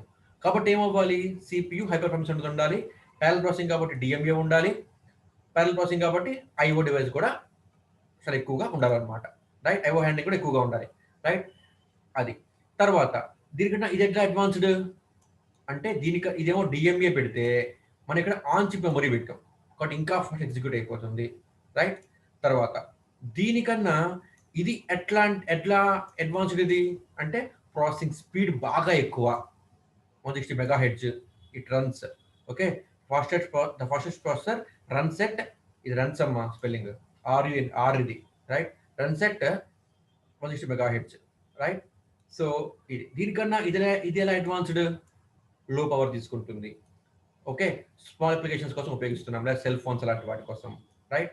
దీనికన్నా ఇది ఎలా అడ్వాన్స్డ్ అని ఒక్కొక్కటి మనం చూసుకుంటూ పోయాం అనమాట. ఇది అడ్వాన్స్మెంట్స్ ఏంటి, VLAW ఆర్కిటెక్చర్, ఇది బాగా అడ్వాన్స్డ్ అనమాట, ఇది ఇంకా ఫాస్ట్ అనమాట ఇది, ఓకే. సో ఇది ఇలా రాస్తూ ఇందులో సమ్మరీ పాయింట్స్ని మనం ఇక్కడ రాసామన్నమాట. ఎలాంటి ప్రాసెస్ తీసుకోవాలి, architecture, speed, arithmetic type, word length, right. ఇప్పుడు ఈ ఆర్కిటెక్చర్ రకాలు ఏంటి, von Neumann architecture, Harvard architecture అని 2 రకాలు అనమాట, ఓకేనమ్మా. ఇవి మనకి ఇలా 2 రకాలు అనమాట. ఈ వాన్ న్యూమన్లో మనకి ప్రాబ్లం ఏంటి అంటే ఒకే మెమరీ ఉంటుందిరా, program memory, data memory, program memory and data memory రెండింటికి ఒకే మెమరీ ఉంటుంది అనమాట, ఒకే మెమరీ ఉంటుంది. ప్రోగ్రాము అదే స్టోర్ చేస్తుంది, డేటా కూడా అదే స్టోర్ చేస్తుంది అనమాట, ఓకే. కాబట్టి రీడింగ్ రైటింగ్ డేటా అన్నది ఒకేసారి జరగదురా, ఎందుకంటే ఒకే మెమరీని యాక్సెస్ చేసుకోవాలన్నమాట.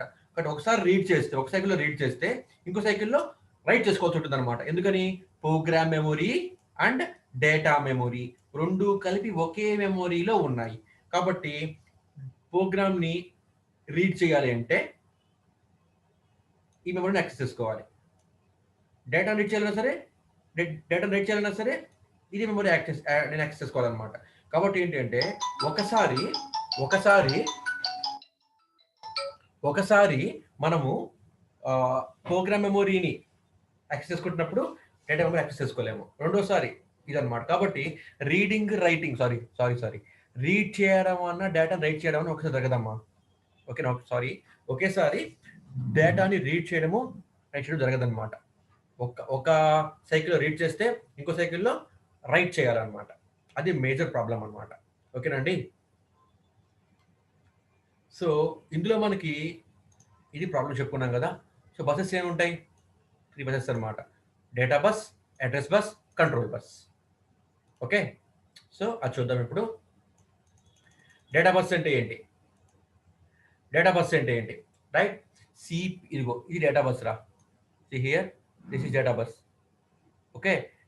ఇది బైడైరెక్షనల్ బస్ అనమాట, రైట్.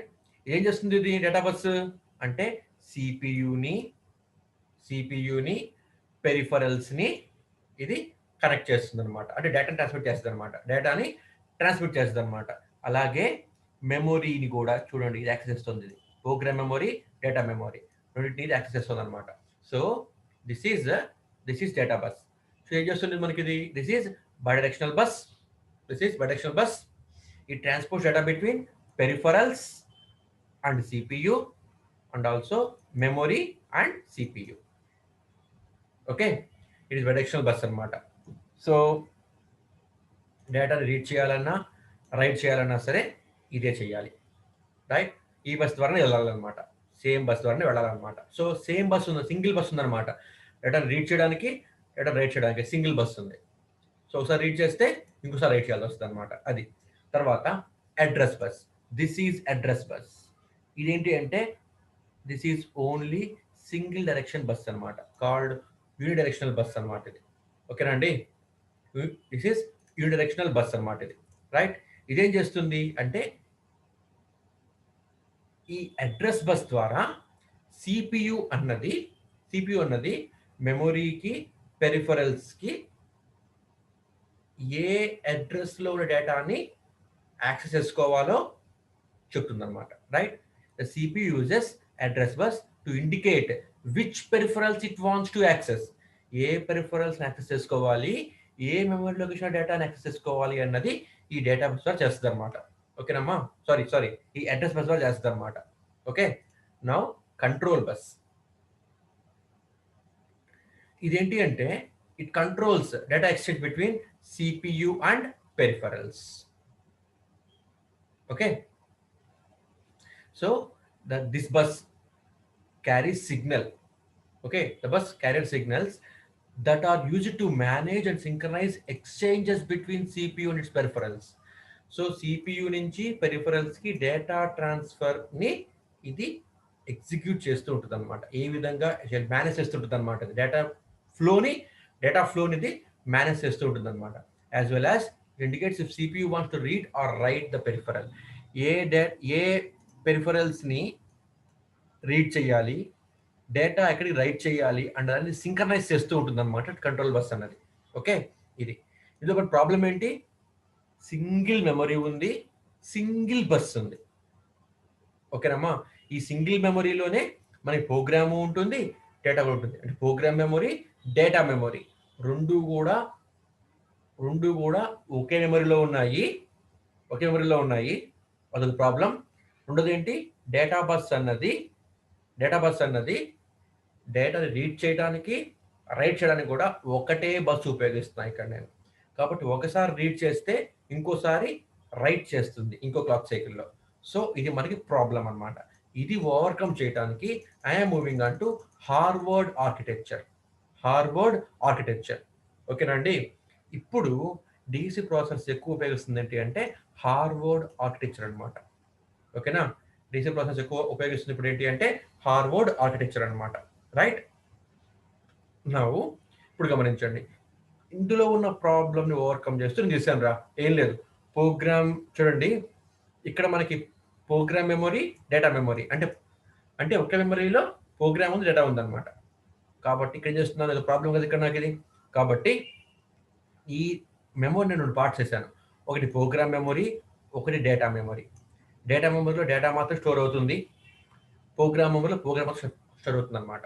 ప్రోగ్రామ్ మెమరీలో ప్రోగ్రామ్ మాత్రమే స్టోర్ అవుతుంది, డేటా మెమరీలో డేటా మాత్రమే స్టోర్ అవుతుంది అనమాట, రైట్? సో ఈ ప్రాబ్లం ఇక్కడ ఓవర్కమ్ చేశాను. తర్వాత ఏంటి, ఒకే కేబుల్ ఉపయోగిస్తున్నాను. ఓకే, డేటా రీడ్ చేయడానికైనా సరే, డేటాని రైట్ చేయడానికైనా సరే. ఇక్కడ ఏం చేస్తాను అంటే I'm using here 2 types of buses. ఓకేనమ్మా? డేటా బస్ నేను 2 రకాలు ఇక్కడ ఉపయోగిస్తున్నాను రా. చూడండి, ఇక్కడ డేటా బస్, అడ్రస్ బస్ రెండు ఇక్కడ కూడా ఉన్నాయి. So this is data bus, this is address bus, ఇది డేటా బస్. ఓకే, మళ్ళీ ఈ మెమరీ యాక్సెస్ చేసుకోవడానికి ఇది డేటా బస్, ఇది అడ్రస్ బస్. ఓకేనండి? సో నేను డేటా బస్, అడ్రస్ బస్ రెండు డిఫరెంట్గా ఉపయోగిస్తున్నాను. ఓకే, గమనించండి. ఇప్పుడు ఏం చేయొచ్చు, ఇప్పుడు ఈ ప్రాసెసర్ అంటే ప్రోగ్రామ్ మెమరీ, అడ్రస్ బస్ ద్వారా ప్రోగ్రామ్ మెమరీని యాక్సెస్ చేసుకోవచ్చు. ప్రోగ్రామ్ మెమరీని యాక్సెస్ అడ్రస్ బస్ ఏమంటున్నాను అంటే ప్రోగ్రామ్ మెమరీ అడ్రస్ బస్ అంటున్నాను అనమాట. అదే ఈ ప్రాసెసర్ అన్నది డేటా మెమరీని కూడా యాక్సెస్ చేసుకోవచ్చు త్రూ అడ్రస్ బస్. సో ఏ అడ్రస్ బస్ అయితే డేటా మెమరీని యాక్సెస్ చేస్తుందో that is called data memory address bus. So address bus మనకి ఎప్పుడు కూడా దిస్ ఈజ్ యూనిడైరెక్షనల్. గమనించండి, మెమరీ నుంచి ప్రాసెసర్ దగ్గర నుంచి, CPU దగ్గర నుంచి, processor means CPU, right? Processor దగ్గర నుంచి మెమరీని యాక్సెస్ చేసుకునే బస్సులు, అడ్రస్ బస్సులు ఇస్ ఆర్ యూనిడైరెక్షనల్, రైట్? తర్వాత ఈ ప్రాసెసర్ అన్నది, CPU అన్నది ప్రోగ్రామ్ మెమరీని యాక్సెస్ చేసుకుంటుంది త్రూ డేటా బస్. ఇది మాత్రం డేటా బస్ వచ్చేప్పటికి ఏంటి అంటే బై డైరెక్షనల్ అనమాట. సో ప్రోగ్రామ్ మెమరీని యాక్సెస్ చేసుకుంటే ఈ data bus, it is called program memory data bus. అదే ఈ డేటా బస్ కనుక డేటా మెమరీని యాక్సెస్ చేసుకుంటే it is called data memory data bus అనమాట. సో గమనించండి, data bus is bidirectional bus. So ఇప్పుడు ఈ ప్రాసెసర్ ఒకేసారి ప్రోగ్రామ్ మెమరీ డేటా బస్ ద్వారా ప్రోగ్రామ్ మెమరీ యాక్సెస్ చేసుకుంటుంది. ఓకేనమ్మా, డేటా మెమరీ డేటా బస్ ద్వారా ప్రోగ్రామ్ మెమరీ డేటా బస్ ద్వారా ప్రోగ్రామ్ మెమరీ యాక్సెస్ చేసుకుంటుంది. డేటా మెమరీ డేటా బస్ ద్వారా డేటా మెమరీ కూడా యాక్సెస్ చేసుకుంటుంది అనమాట. ఒకేసారి రీడ్ చేస్తుంది, రైట్ కూడా చేస్తుంది. ఓకే, సో ఇది ఒక అడ్వాంటేజ్ అనమాట ఇది, రైట్. ఇది మనం ఏమంటామంటే హార్వర్డ్ ఆర్కిటెక్చర్ అంటాం అనమాట. దాదాపు మనం ఉపయోగిస్తుంది ఏంటి అంటే ఈ ఆర్కిటెక్చర్ ఏనమ్మా. దీన్ని కూడా ఎన్హాన్స్మెంట్ చేస్తూ మనకు ఉంది ఏంటి అంటే VLIW architecture. VLIW architecture. What is VLIW architecture అంటే it is abbreviated for very long instruction word. Okay, very long instruction word. Okay, ఇది ఇది మీనింగ్ అనమాట VLIW ఆర్కిటెక్చర్ అని చెప్తే కనుక, రైట్. VLIW ఆర్కిటెక్చర్ అంటే ఏంటి అంటే వెరీ లాంగ్ ఇన్స్ట్రక్షన్ వర్డ్ అనమాట దీని మీనింగ్, రైట్. ఇప్పుడు ఇందులో ఎన్హాన్స్మెంట్ ఏంటి, VLIW ఆర్కిటెక్చర్లో ఎన్హాన్స్మెంట్ ఏంటి? హార్వర్డ్ కన్నా సరే ఇది ఏ విధంగా బాగా ఎన్హాన్స్గా వర్క్ చేస్తుంది, ఎఫెక్టివ్గా వర్క్ చేస్తుంది అంటే the very long instruction word processing increase the number of instructions that are processed per cycle. ఒక సింగిల్ సైకిల్లో ఏం చేస్తుందంటే అది నెంబర్ ఆఫ్ ఇన్స్ట్రక్షన్స్ ని ప్రాసెస్ చేస్తుందిరా. ఓకే, వెరీ లాంగ్ ఇన్స్ట్రక్షన్ ఆర్కిటెక్చర్లో ఏంటి అంటే ఒకే సైకిల్లో, సింగిల్ సైకిల్లో, ఓకేనమ్మా, ఒకే సైకిల్లో నెంబర్ ఆఫ్ ఇన్స్ట్రక్షన్స్ ని ఇది ఎగ్జిక్యూట్ చేస్తుంది అనమాట. ఎట్లా ఇది అంటే ఎలా అంటే ఒక ప్రోగ్రామ్ ఉందిరా, ఓకేనా, పెద్ద ప్రోగ్రామ్ ఉందన్నమాట. ఒక 100 లైన్స్ ఉంది అనుకున్నాం ప్రోగ్రామ్.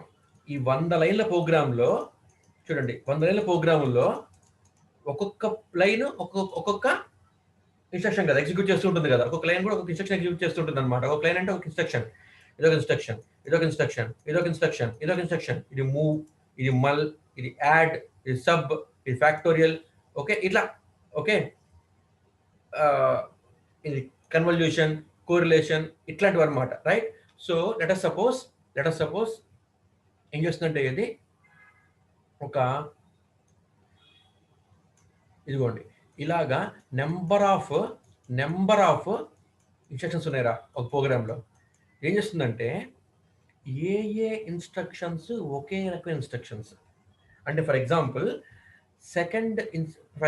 ఇది మూవ్ ఇన్స్ట్రక్షన్. ఓకే, ఇది మళ్ళీ మూవ్ ఇన్స్ట్రక్షన్. ఎగ్జాంపుల్ చెప్తున్నా, కరెక్ట్ కాదు ఇది, మీకు అర్థం కావడం చెప్తున్నా అంతే.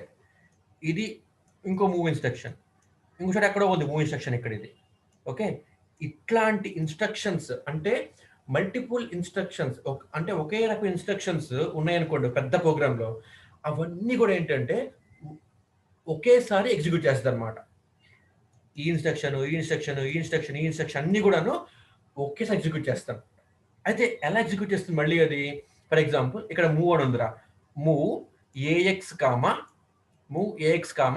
బిఎక్స్ అని చెప్పి ఉందిరా. ఓకేనా, మూవ్ ఎక్స్ కామా బిఎక్స్ అని చెప్పి ఉందమ్మా ఇక్కడ.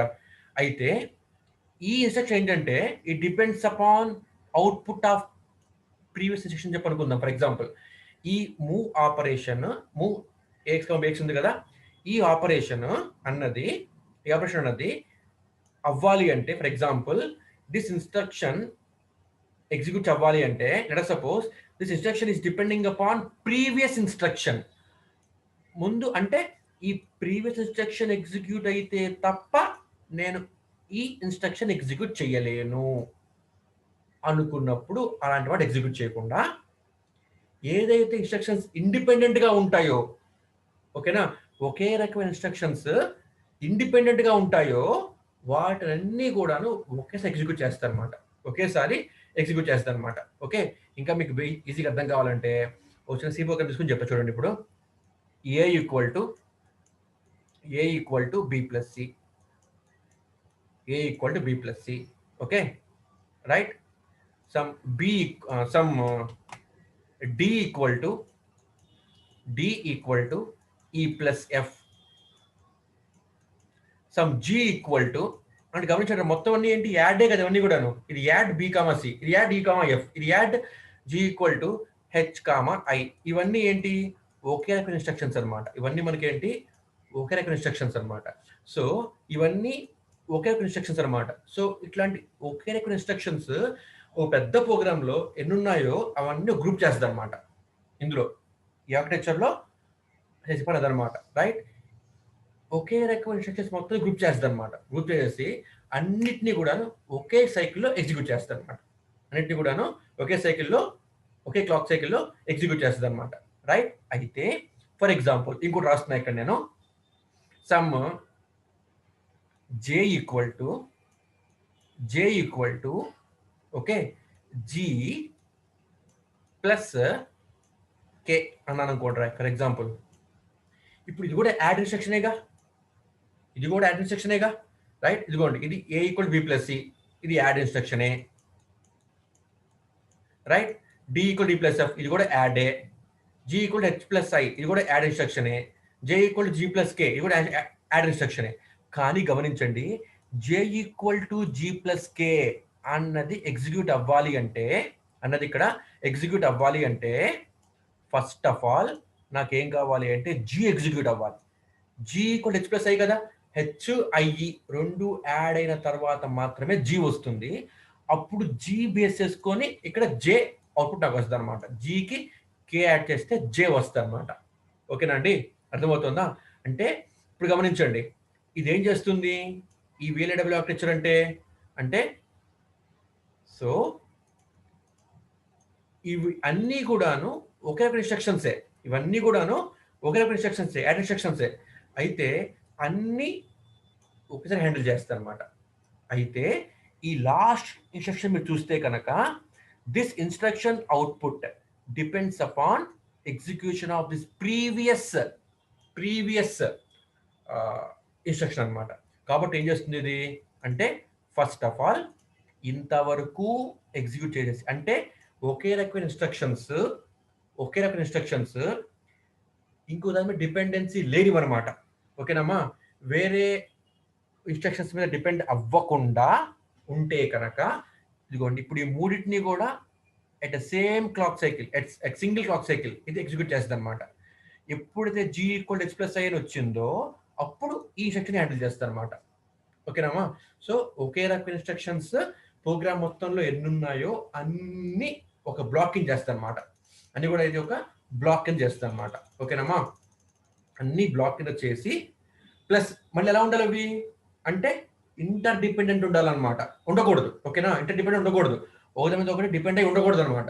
డిపెండెన్సీ లేకుండా ఒకే రకమైన ఇన్స్ట్రక్షన్స్ ఎన్నైతే ఉన్నాయో అన్నీ కూడాను ఇది ఒకేసారి హ్యాండిల్ చేస్తుంది అనమాట.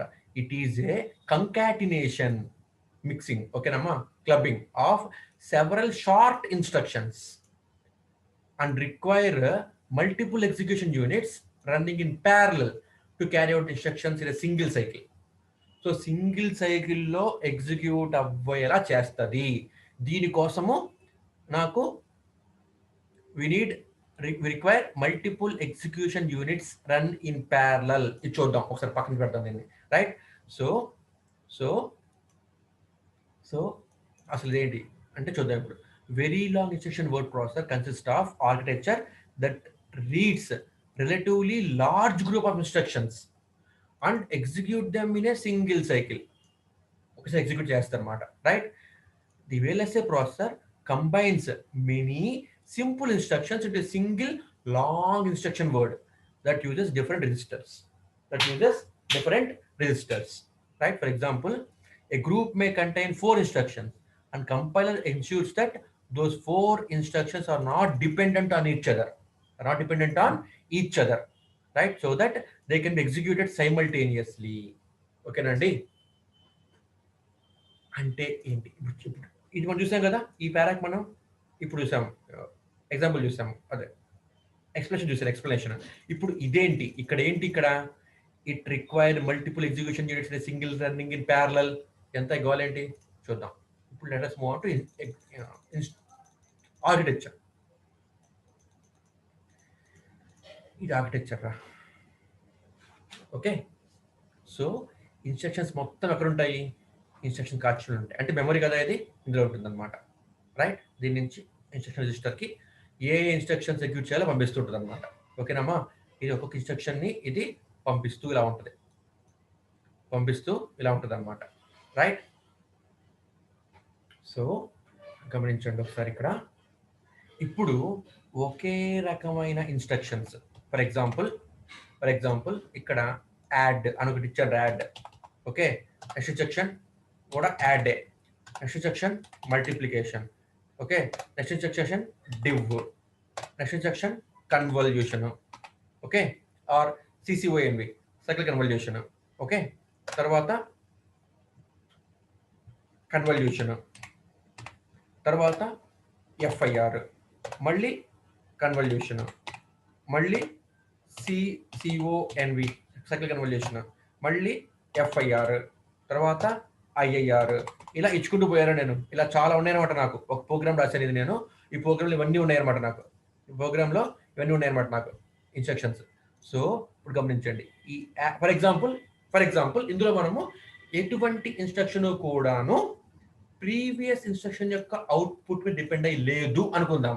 ఓకేనా, అంటే ఇక్కడ మనకి డిపెండెన్సీ లేదు. ఎవ్రీ ఇన్స్ట్రక్షన్ ఈజ్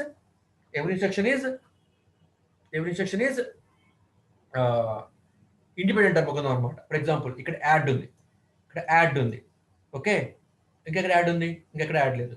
ఇట్లాంటి యాడ్ ఉన్నవి అన్నీ కూడాను ఒక ఎగ్జిక్యూషన్ యూనిట్ పంపిస్తుంటారు రా. ఓకేనా, ఒక ఎగ్జిక్యూషన్ యూనిట్కి పంపిస్తారనమాట.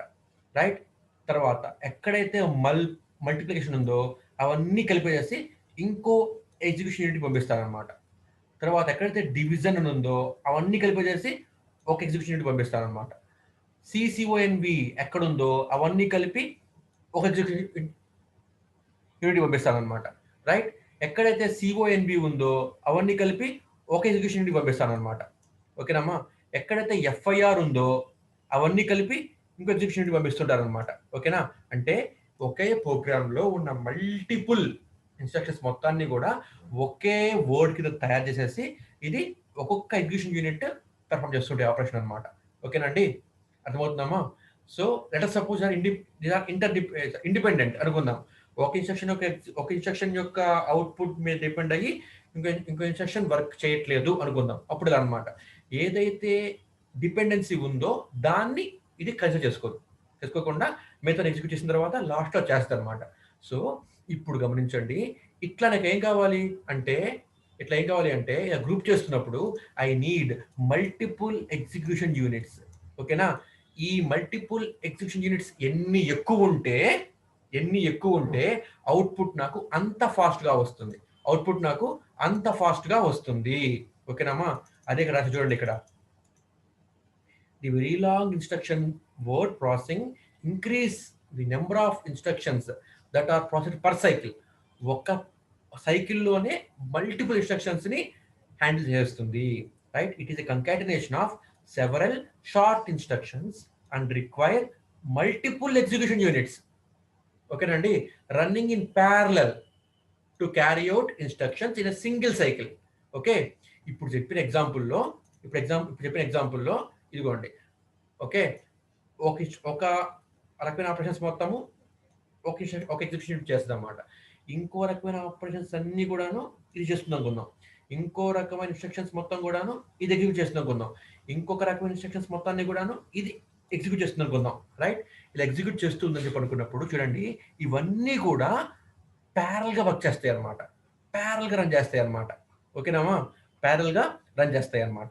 రైట్, మరి చూడండి, మీకు పార్ట్స్ ఉన్నాయి. మళ్ళీ కూడా అవుట్పుట్ పళ్ళు దేనికి ఇస్తాము, రిజిస్టర్ ఫైల్కి ఇస్తాము స్టోర్ చేయడానికి డేటాని. ఓకే, సో అంటే ఏ ఇన్స్ట్రక్షన్స్ ఎగ్జిక్యూట్ చేసిందో కావాలి కదా, చేయని మళ్ళీ పంపించాలి, ఎగ్జిక్యూషన్స్ పంపించాలన్నమాట. సో అందుకోసం అని చెప్పేసి ఈ పాత్ అనమాట. సో అవుట్పుట్ అంటే ఇవి అన్నీ కూడాను ప్యారల్గా రన్ అవ్వడం వల్ల ఒకే క్లాక్ సైకిల్లో మల్టిపుల్ ఇన్స్ట్రక్షన్స్ అన్నీ కూడాను ఒకేసారి ఎగ్జిక్యూట్ అయిపోతాయి. చాలా ఫాస్ట్గా అవుట్పుట్ వస్తుంది. This is called VLIW architecture. ఓకేనండి, సో సో ఇక్కడ మీరు ఒకటి గమనిస్తే కనుక ఇప్పుడు మరి దీనివల్ల అడ్వాంటేజ్ ఏంటి, డిసడ్వాంటేజ్ ఏంటి? What are the advantages? What are the advantages? Advantages ఏంటి, డిసడ్వాంటేజెస్ ఏంటి చూద్దాము. ఫస్ట్ ఆఫ్ ఆల్ అడ్వాంటేజ్ ఏంటి అంటే very high performance, compiler, efficient compiler. Okay, చాలా ఈజీగా ప్రోగ్రామ్ చేసేయచ్చు, ఎంత పెద్ద ప్రోగ్రామ్ ఈజీగా అవుట్పుట్ తెచ్చేయచ్చు. ఇంకా మనం ఏంటి అంటే ఇట్లాంటి ఎగ్జిక్యూషన్ యూనిట్స్ని యాడ్ చేస్తూ పోతున్నాం అనుకోండి అమ్మా. ఇలాంటి ఎగ్జిక్యూషన్ యూనిట్స్ని యాడ్ చేస్తూ పోతున్నాం అనుకోండి ఇలాగా. అప్పుడు ఏమవుతుంది అంటే ఇంకా ఫాస్ట్గా నాకు అవుట్పుట్ వచ్చేస్తుంది అనమాట, వెరీ ఫాస్ట్, రైట్? ఇవన్నీ మీకు advantages. Okay, so can add more execution units, allow more instructions to be packed into VLW instruction set, right? ఈజీగా అయిపోతుంది. మరి డిసడ్వాంటేజెస్ ఏంటంటే ఒకే రకమైన ఇన్స్ట్రక్షన్స్ మొత్తాన్ని కూడాను ఇలాగా సపరేట్ బ్లాక్స్గా ఇది చేసుకోవాలి అంటే each and every instruction read చేయాలి, ఈచ్ అండ్ ఎవ్రీ ఇన్స్ట్రక్షన్ అది అర్థం చేసుకోవాలి. అంటే ఎక్కడ మనకి ఇంటర్ డిపెండెన్సీ ఉంది, దగ్గర డిపెండెన్సీ లేదు అన్నది చూసుకొని బ్లాక్స్ కింద చేసుకోవాలి అంటే కంపైలర్ కాంప్లెక్సిటీ చాలా ఎక్కువ అయిపోతుంది. ఓకేనమ్మా. రెండోది ఏంటి అంటే ఈ ఎగ్జిక్యూషన్ యూనిట్స్ ఇలా పెంచుకుంటూ పోయామనుకోండమ్మా, మనకి అప్పుడు ఏమవుతుంది అంటే మోర్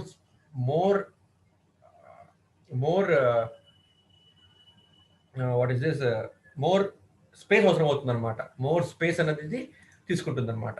సో గమనించండి, కంపైలర్ కాంప్లెక్సిటీ బాగా పెరిగిపోతుంది. ఇది ఇప్పుడు ఈ ప్రోగ్రామ్ ఉంది కదా, రిజిస్టర్ ఫైల్ ప్రోగ్రాము, ఇదేం చేయాలి అంటే అసలు ఎవ్రీ ఇన్స్ట్రక్షన్ ని ట్రాక్ చేసుకుంటూనే ఉండాలన్నమాట. ఇది తర్వాత ప్రతి ఇన్స్ట్రక్షన్ షెడ్యూల్ చేసుకోవాలన్నమాట, షెడ్యూల్ చేయాలి. ఇది ఏ టైప్ ఇన్స్ట్రక్షన్ షెడ్యూల్ చేసుకోవాలి, ఇది బాగా టఫ్. తర్వాత మెమొరీని చాలా ఎక్కువగా ఉపయోగించుకుంటుంది, ఇది పవర్ కూడా ఎక్కువ కన్జంప్షన్ చేస్తుంది అనమాట. These all are disadvantages. Okay, so ఇది మీకు డిసడ్వాంటేజ్, ఇవి అడ్వాంటేజ్ అనమాట. కాబట్టి ఏంటి అంటే ఏ మెమొరీ ఆర్కిటెక్చర్ అన్నది నాకు ఎఫిషియెంట్గా వర్క్ చేస్తుందో ఆర్కిటెక్చర్ని బట్టి, పర్సన్ని బట్టి మనం చూస్ చేసుకుంటాం అనమాట. సో ఫస్ట్ మనకు వచ్చింది ఏంటి, ఇక్కడ ఆర్కిటెక్చర్ గురించి మనం చెప్పుకున్నాము. ఇందులో వాన్ న్యూమన్ వేస్ట్ హార్వర్డ్ కానీ VLW ఆర్కిటెక్చర్ కానీ మనం పోతాం అనమాట, రైట్? అయితే ఇదిగోండి ఇక్కడ చెప్పుకున్నాము, ఇక్కడ TMS T20C 62XX సిరీస్ అన్నది it depends upon VLIW architecture. అదే మనం ఇప్పుడు స్టడీ చేస్తున్న TMS T20C 5X సిరీస్, ఇది వచ్చేటప్పటికి ఏంటి అంటే దిస్ ఈజ్ హార్వర్డ్ ఆర్కిటెక్చర్ అనమాట. ఓకేనా అండి? అది right. So let us move on to our next topic, multiply and accumulate అన్నది దీన్ని మనం ఏమంటామంటే మ్యాక్ అంటాం అనమాట. Simply call it MAC unit అంటాం అనమాట. మ్యాక్ యూనిట్ అన్నది ఏంటి అంటే చాలా ఇంపార్టెంట్ అనమాట.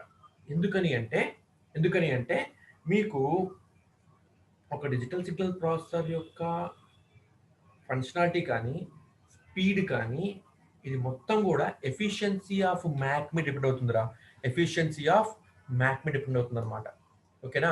ఎఫిషియన్సీ ఆఫ్ మ్యాక్ అంటే ఈ మల్టిప్లై అండ్ అక్యూములేట్ సర్క్యూట్ యొక్క డిజైనింగ్ ఆర్కిటెక్చర్ అనమాట. ఇది చాలా జాగ్రత్తగా చూసుకోవాలి. ఎందుకని అంటే every operation digital signal processing uses multiply and accumulate. Okay, let us suppose సింపుల్గా మనం ఇది తీసుకుందాం, let us take convolution. Okay, ఇది మనకి ఫిల్టర్ కూడా ఇదేనమ్మా, మనకి ఇదే equation, filter equation. Okay, convolution means ఫిల్టరింగే, రైట్? చూసుకుంటే for example let us suppose n = 2 తీసుకుందాం రా. ఓకేనా, n = 2 తీసుకుందాం. n = 2 తీసుకుంటే k = 0 to 1 కదా, 0 to 1. Okay, therefore k = 0 to 1. So 0 1 పెట్టాలన్నమాట k బదులుగా. జీరో అండ్ వన్ పెట్టాలన్నమాట కే బదులుగా, right? So now N value Y of zero తీసుకుందాం for example, Y of zero, right? Y of zero is equal to, Y of zero equal to, గమనించండి, first K equal to zero తీసుకుంటే X of zero, X of zero into H of N zero తీసుకున్నాను, K value already zero ఉంది, zero. Okay, or simply ఇక్కడ నేను ఇది next Y of one తీసుకుంటే, Y of one తీసుకుంటే now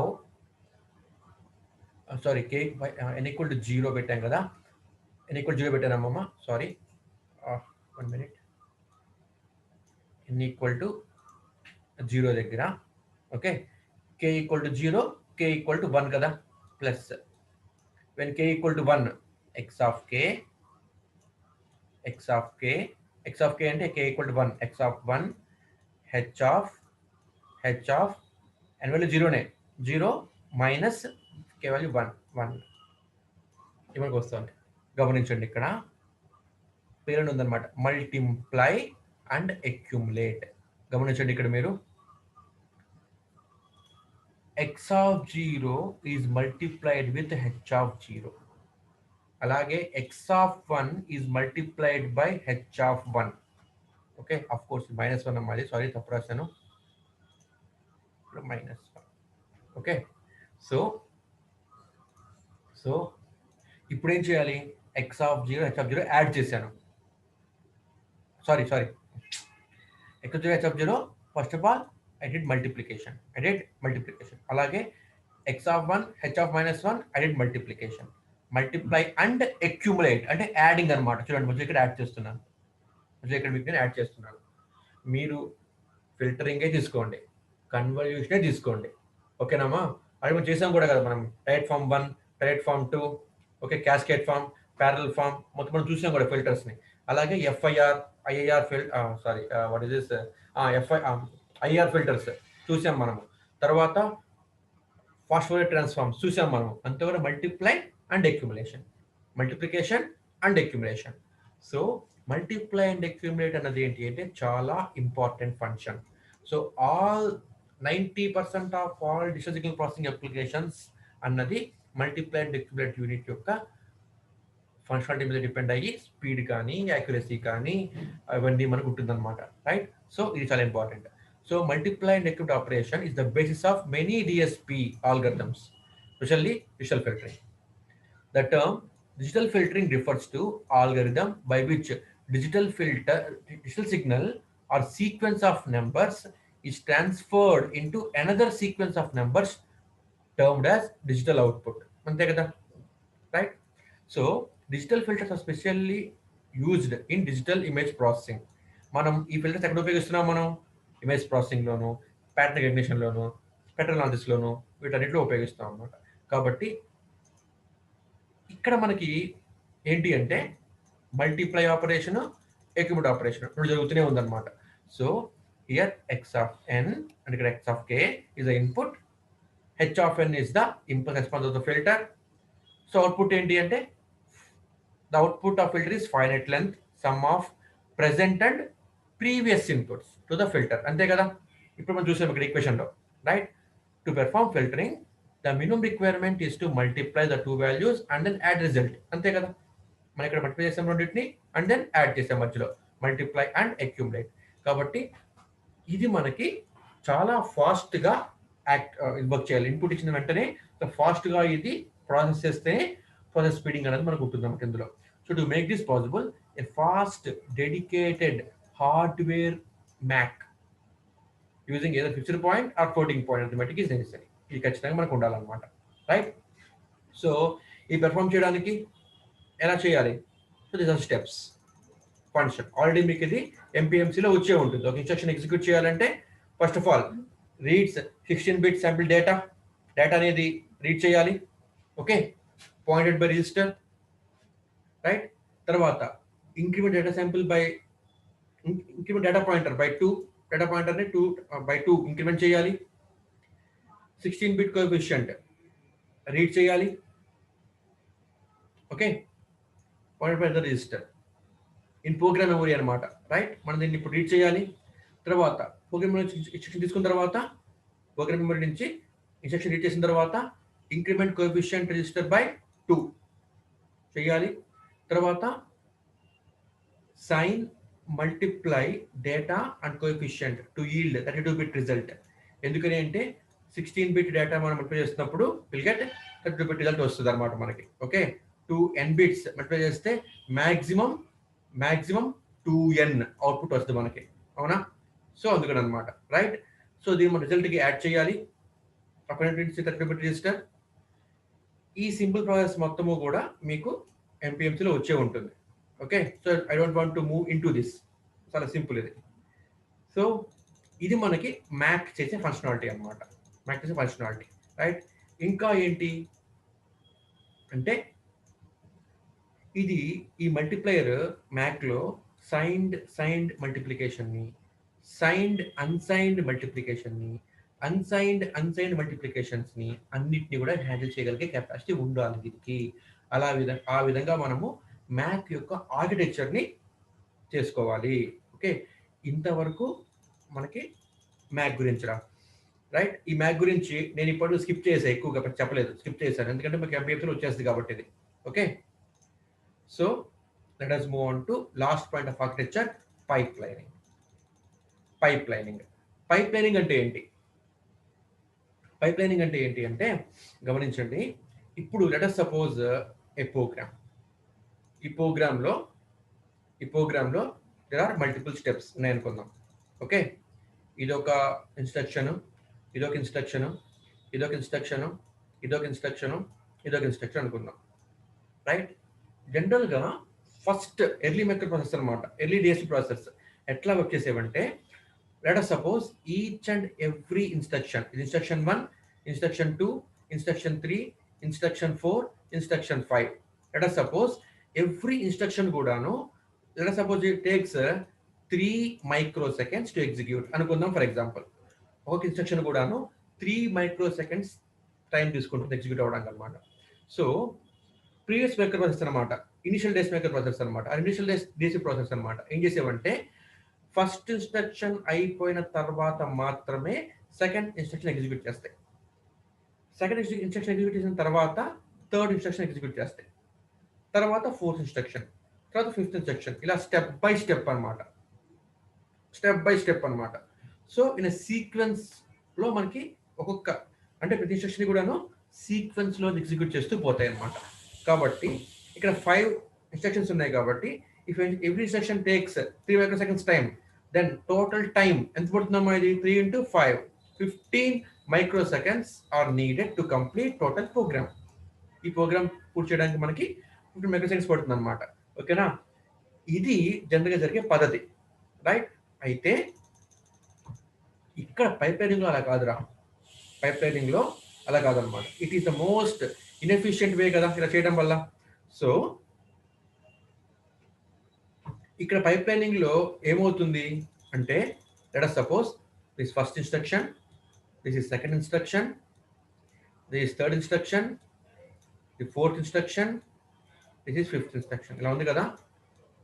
first ఇన్స్ట్రక్షన్ని execute చేస్తున్నప్పుడే ఆర్ ప్రాసెస్ చేస్తున్నప్పుడే it will start processing second instruction. So అలా అనమాట. ఇది ఈ విధంగా చేస్తారు అనమాట. ఫస్ట్ అంటే ఇంకా ఫస్ట్ ఇన్స్ట్రక్షన్ పూర్తిగా ప్రాసెస్ చేయక మునుపే it starts processing of second instruction. Second instruction ఇంకా పూర్తిగా కంప్లీట్ అవ్వక ముందే it starts third instruction, it starts fourth, it starts fifth. ఇలా అది ప్యారల్ గా చేస్తూ పోద్దురా ఒకేసారి అనమాట. దీనివల్ల ఏమవుతుందంటే మనకి త్రూపుట్ పెరుగుతుంది అనమాట. త్రూపుట్ ఓకేనామా, త్రూపుట్ పెరుగుతుంది అనమాట. ఎలాగిది చూద్దాం ఒకసారి. So most of the early microprocessors execute instructions entirely in a sequential, right? After the execution of first instruction, next instruction starts. Okay, ఒక ఇన్స్ట్రక్షన్ ఎగ్జిక్యూట్ అయిన తర్వాత మాత్రమే నెక్స్ట్ ఇన్స్ట్రక్షన్ ఎగ్జిక్యూట్ అవుతూ ఉంటుంది జనరల్గా. The problem is that it is inefficient since second instruction has to wait until all the steps of first instruction are completed. Okay, first instruction పూర్తిగా process అయ్యేంత వరకు కూడాను, అంటే ఫస్ట్ ఇన్స్ట్రక్షన్ స్టెప్స్ మనకు ఉన్నాయి, కొన్ని చెప్పుకుందాం మనం వాటి గురించి. ఫస్ట్ ఇన్స్ట్రక్షన్ ప్రాసెసింగ్లో మనకు స్టెప్స్ ఉన్నాయి, అవి చెప్పుకుందాం మనం వాటి గురించి. సో ఫస్ట్ ఇన్స్ట్రక్షన్ ప్రాసెస్ చేయక ముందుపే ఫస్ట్ ఇన్స్ట్రక్షన్ ప్రాసెసింగ్ పూర్తిగా అయిపోయేదాకా సెకండ్ ఇన్స్ట్రక్షన్ వెయిట్ చేయాలన్నమాట. దీనివల్ల ఏమవుతుంది అంటే మనకి టైం ఎక్కువ తినేస్తుంది. So to improve efficiency, improve చేసుకోవడం కోసము advanced micro process or DSPs use approach called pipelining. Okay, ఈ పైప్లైనింగ్ ఏంటి అంటే ఎవ్రీ ఇన్స్ట్రక్షన్ కూడాను it moves through a different phases. It moves through a different phases లోకి move అవుతుంటుంది అనమాట. అది ఏంటో చూద్దాం మనం. ఈ పైప్లైనింగ్ అన్నది చూడండి, మనకి 3 stage pipelining, 4 stage pipelining, 5 stage pipelining అని రకాలు ఉన్నాయమ్మా. ఓకే, అందులో each and every instruction execute అవ్వడానికి ఫస్ట్ ఏంటి అంటే ఫెచ్, తర్వాత డీకోడ్, తర్వాత ఫెచ్, డీకోడ్, ఎగ్జిక్యూట్. ఇలా సింపుల్గా మూడే ఉంటాయి కనుక, ఫెచ్, డీకోడ్, ఎగ్జిక్యూట్, ఇలా సింపుల్గా మూడే ఉంటే కనుక దిస్ ఇస్ కాల్డ్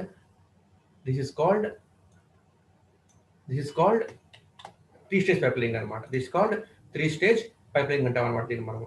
ఓకేనా. ఫెచ్ అంటే ఏంటి? ఫెచ్ అంటే ఏంటి అంటే ఏ ఇన్స్ట్రక్షన్ అయితే ఎగ్జిక్యూట్ చేస్తున్నామో, ఓకే, ఏ ఇన్స్ట్రక్షన్ అయితే ఎగ్జిక్యూట్ చేస్తున్నామో ముందు దాన్ని వెతుక్కోవాలి. అంటే మీనింగ్ ఏంటి? In this an instruction is fetched from its address stored in program counter. Program counter ఏం చేస్తుందండి? ఏ ఇన్స్ట్రక్షన్ ని ఎగ్జిక్యూట్ చేయాలో ఆ ఇన్స్ట్రక్షన్ యొక్క అడ్రస్ ఉంటుంది అన్నమాట ప్రోగ్రామ్ కౌంటర్లో. ప్రోగ్రామ్ మెమరీలో మనకి ఇన్స్ట్రక్షన్ ఉంటుంది. ఓకేనా అండి? ప్రోగ్రామ్ మెమరీలో ఇన్స్ట్రక్షన్ ఉంటుంది అనమాట. ప్రోగ్రామ్ కౌంటర్ ఏం చేస్తుంది అంటే మనం ప్రోగ్రామ్ రిజిస్టర్లో ఉన్న ఇన్స్ట్రక్షన్స్ ని ఎగ్జిక్యూట్ చేస్తుండాలి కదా, ఒకటి తర్వాత ఒకటి, రైట్? సో ప్రోగ్రామ్ కౌంటర్లో ఏముంటుందంటే ఏ ఇన్స్ట్రక్షన్ అయితే ఎగ్జిక్యూట్ చెయ్యాలో దాని యొక్క అడ్రస్ ఉంటుంది అనమాట. So program counter holds the address of instruction which is to be processed అనమాట. సో ప్రోగ్రామ్ కౌంటర్లో అడ్రస్ ఉంటుంది అనమాట. ముందుగా ఈ అడ్రస్ ని ఫెచ్ చేసుకోవాలి, వెతుక్కోవాలి ప్రాసెసర్ అనేది. ఓకేనండి? ప్రాసెసర్ అనేది ముందు దాన్ని వెతుక్కోవాలన్నమాట దాన్ని. ఓకే, సో నెక్స్ట్ ఏం చేస్తుంది? సో ప్రోగ్రామ్ నుంచి మనకు అడ్రస్ వెతుక్కుంది, బాగానే ఉంది. సెకండ్ ఏంటి? డీకోడ్ అంటే ఏంటి అంటే ఫెచ్ చేసిన తర్వాత ఎగ్జిక్యూట్ చేయడానికి ఇది సెకండ్ స్టేజ్ అనమాట, ఇది సెకండ్ ఫేజ్ అనమాట. ఓకే, ఇప్పుడు ఈ ప్రోగ్రామ్ కౌంటర్లో అడ్రస్ ఉంది, ఏ ఇన్స్ట్రక్షన్ ఎగ్జిక్యూట్ చేయాలో ఆ అడ్రస్ ఉంది. ఇప్పుడు ఆ ఇన్స్ట్రక్షన్ ఇదేంటిది? డీకోడ్ చేయాలన్నమాట. So second phase of execution in which the instruction is in the instruction register is decoded and the address of program counter is incremented. Okay, అంటే గమనించండి, ఇది ప్రోగ్రామ్ కౌంటర్, ఈ ప్రోగ్రామ్ కౌంటర్లో ఏం చేస్తుంది చెప్తాను. ఇది instruction register. This is instruction register. ఇక్కడ మనకి ఇన్స్ట్రక్షన్స్ ఉంటాయి అన్నమాట. ఓకేనా అండి? సో అంటే ఏ ఇన్స్ట్రక్షన్ ఎగ్జిక్యూట్ చేయాలో ఇన్స్ట్రక్షన్ 1, ఇన్స్ట్రక్షన్ 2, ఇన్స్ట్రక్షన్ 3, ఇన్స్ట్రక్షన్ 4 ఇలా అన్నమాట ఉంటాయి. ఇప్పుడు ఈ ప్రోగ్రామ్ కౌంటర్ నుంచి, ఈ ప్రోగ్రామ్ కౌంటర్లో ఏముంటుందంటే ఇన్స్ట్రక్షన్ 1 యొక్క అడ్రస్, ఇన్స్ట్రక్షన్ 2 యొక్క అడ్రస్, ఇన్స్ట్రక్షన్ 3 యొక్క అడ్రస్, ఇన్స్ట్రక్షన్ 4 యొక్క అడ్రస్, ఈ మొత్తం హోల్డ్ చేస్తారు అనమాట. సో ఫస్ట్ ఆఫ్ ఆల్ ఏం చేయాలి? సిపియు అనేది ప్రోగ్రామ్ కౌంటర్లో నుంచి అడ్రస్ తీసుకోవాలి. అడ్రస్ తీసుకొని ప్రోగ్రామ్ కౌంటర్ నుంచి అడ్రస్ తీసుకోవాలి. అడ్రస్ తీసుకొని ఏం చేస్తుంది? ఇన్స్ట్రక్షన్ రిజిస్టర్లో ఆ అడ్రస్లో ఉన్న ఇన్స్ట్రక్షన్ని డీకోడ్ చేస్తారు అనమాట. ఓకే, ఫెచ్ చేయడం ఫస్ట్ పద్ధతి, ఫస్ట్ స్టెప్ అన్నమాట. అంటే ముందు అడ్రస్ని వెతుక్కున్న తర్వాత ఏం చేస్తోంది, డీకోడ్ అంటే ఏంటి, ఆ అడ్రస్ తీసుకుని వెళ్తుంది అనమాట. వెళ్ళి ఈ ఇన్స్ట్రక్షన్ రిజిస్టర్లో ఉన్న ఇన్స్ట్రక్షన్ రిజిస్టర్లో ఆ అడ్రస్లో ఉన్న ఇన్స్ట్రక్షన్ ఇది డీకోడ్ చేస్తారు అనమాట. ఇప్పుడు చేసిన తర్వాత ఏం చేయాలి, ఈ ప్రోగ్రామ్ కౌంటర్ని ఇంక్రిమెంట్ చేస్తుంది బై 2. ఎందుకని అంటే నెక్స్ట్ ఇన్స్ట్రక్షన్ వెతుక్కోవటానికి అడ్రస్ ఇక్కడ ఉండాలి కదా, అందుకని అనమాట. ఓకే, మనం దీన్ని ఏమంటామంటే డీకోడింగ్ అంటాం అనమాట. ఓకే, ఇప్పుడు ఇన్స్ట్రక్షన్ని ఇది డీకోడ్ చేసింది. తర్వాత ఏం చేయాలి, ఎగ్జిక్యూట్ చేయాలన్నమాట. తర్వాత ఏం చేయాలి, దాన్ని ఎగ్జిక్యూట్ చేయాలన్నమాట. అంటే ఆ ఇన్స్ట్రక్షన్లో ఏదైతే మనం రాసామో దాన్ని ఎగ్జిక్యూట్ చేయాలన్నమాట. సో ఇది మనం ఏమంటాము అంటే దీన్ని మనము 3 స్టేజ్ పైప్ లైనింగ్ అంటాం అనమాట. 3 స్టేజ్ పైప్ లైనింగ్ అంటాం అనమాట. ఓకేనండి. సో సింపుల్గా దిస్ ఈజ్ ఫెచ్, తర్వాత డీకోడ్, తర్వాత ఎగ్జిక్యూట్. Fetch, decode, execute. ఇది ప్రతి ఇన్స్ట్రక్షన్ చేస్తుంది అనమాట. ఇది ప్రతి ఇన్స్ట్రక్షన్కి చేస్తుంది అనమాట, జరుగుతుంది అనమాట. ఇది మనం దీన్ని ఏమంటామంటే 3 స్టేజ్ పైప్ లైన్ అంటాం అనమాట. అంటే ఇక్కడ చేస్తున్న ఏంటి అంటే ఓన్లీ 3 ఆపరేషన్స్ చేస్తుంది. It is performing 3 operations only. ఓకేనండి. అలా కాకుండా 4 స్టేజ్ పైప్ లైనింగ్ ఉందమ్మా. అదేంటి అంటే fetch, decode, execute. Fetch, decode, execute. Fetch అంటే ఇన్స్ట్రక్షన్ ఫెచ్ చేసింది, ప్రోగ్రామ్ ఏంటిది కౌంటర్ నుంచి అడ్రస్ తీసుకొని వెళ్ళింది. డీకోడ్లో ఏంటి, ఆ అడ్రస్లో ఉన్న ఇన్స్ట్రక్షన్ ఇది డీకోడ్ చేసింది.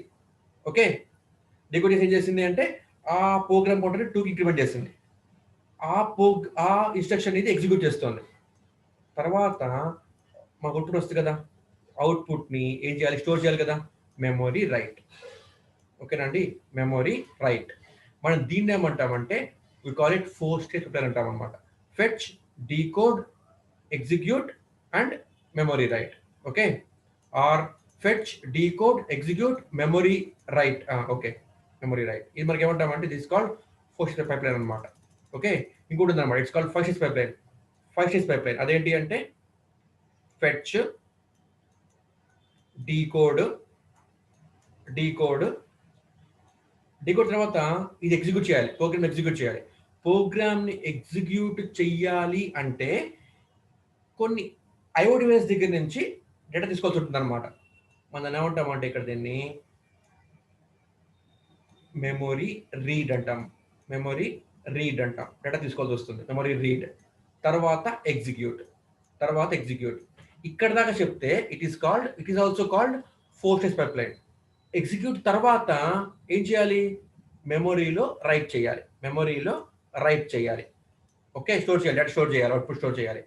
దీన్ని మనం ఏమంటామంటే we call it 5 stage pipe line అనమాట. అంటే ప్రతి ఇన్స్ట్రక్షన్ కి కూడాను ఇవి అంతా చేయాలన్నమాట. అంటే సిపియు ఏం చేయాలి, లెట్ us సపోజ్ ఇక్కడ తీసుకుంటుంది. ఇప్పుడు ఏంటి అంటే we are taking here 4 stage pipe line అనమాట. అంటే ఫెచ్, ఇక్కడ ఎగ్జాంపుల్ తీసుకుంది నేను, ఫెచ్, డీకోడ్, మెమొరీ రీడ్, తర్వాత ఎగ్జిక్యూట్. ఇది ఇక్కడ తీసుకున్న ఎగ్జాంపుల్ అనమాట. మీరు అలాగే రాసుకోవచ్చమ్మా. ఓకే, తప్పేమీ లేదు. మీరు 4 స్టేజ్ 5 స్టేజ్ ఎన్ని తీసుకోవచ్చురా పైప్ లైనింగ్లో. So I'm taking this as example. అంటే సిపియు ఏం చేయాలి, ప్రతి ఇన్స్ట్రక్షన్ని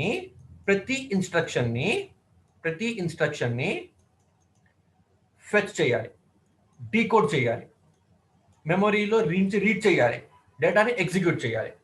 అంటే సిపియు ఏం పనులు చేయాలి, ఇప్పుడు 4 పనులు చేయాలన్నమాట. ప్రతి ఇన్స్ట్రక్షన్కి కూడా సిపియు ఇప్పుడు నాకు 4 పనులు చేయాలి. ఫెచ్ చేయాలి, డీకోడ్ చేయాలి, మెమొరీ రీడ్ చేయాలి, అంటే మెమరీ నుంచి డేటాని ఫ్రమ్ మెమరీ నుంచి రీడ్ చేసుకోవాలి, వచ్చిన డేటాని ఎగ్జిక్యూట్ చేసుకోవాలి. ఓకేనా. సో ప్రతిసారి కూడాను సిపియు నాకు 4 పనులు చేయాలి. ప్రతి ఇన్స్ట్రక్షన్ ఎగ్జిక్యూట్ చేస్తున్నప్పుడు కూడా ఈ పని చేయాలి, రైట్. కాబట్టి ఇదిగోండి, for example I have 4 instructions. In this example I'm taking here I'm having 4 instructions. Instruction 1, instruction 2, instruction 3, instruction 4. Okay, ఇప్పుడు నాకు సిపియు ఏం చేయాలి, ఫెచ్ చేయాలి, డీకోడ్ చేయాలి, మెమరీ నుంచి రీడ్ చేయాలి అండ్ ఎగ్జిక్యూట్ చేయాలి.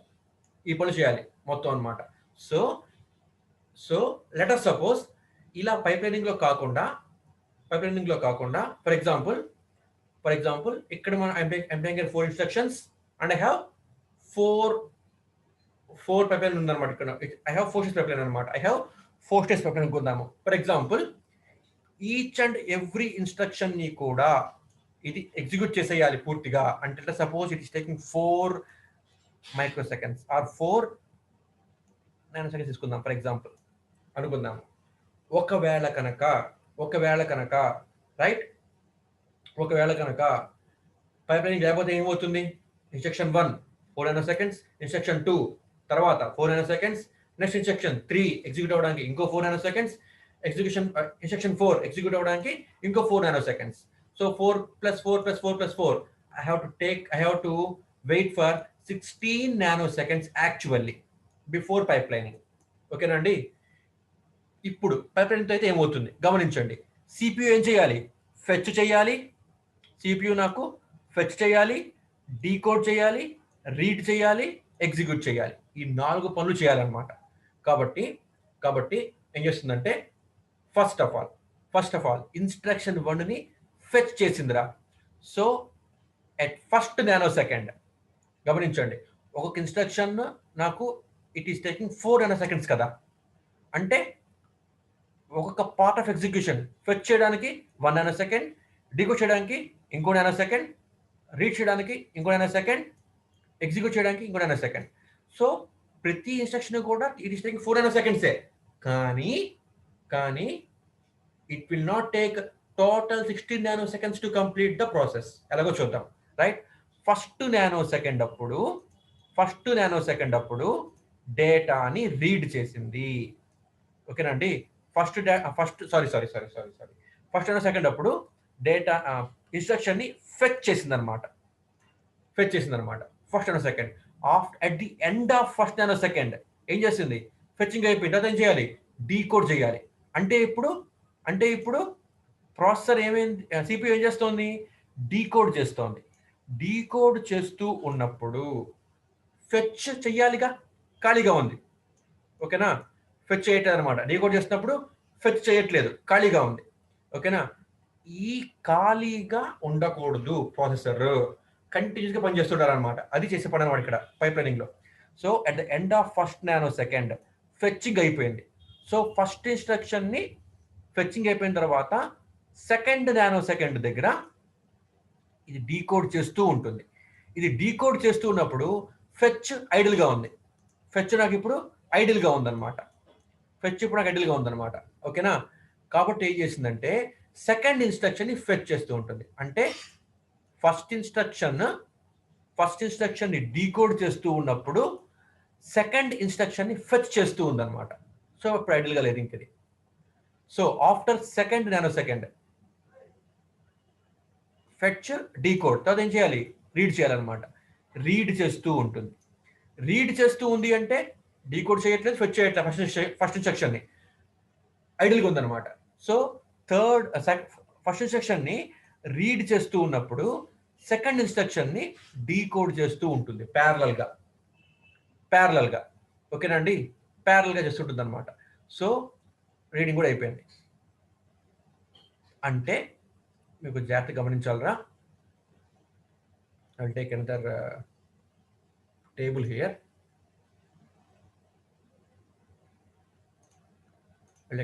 ఐ విల్ టేక్ చూడమ్మా, ఇక్కడ చెప్తాను మీకు నేను. ఇన్స్ట్రక్షన్ 1,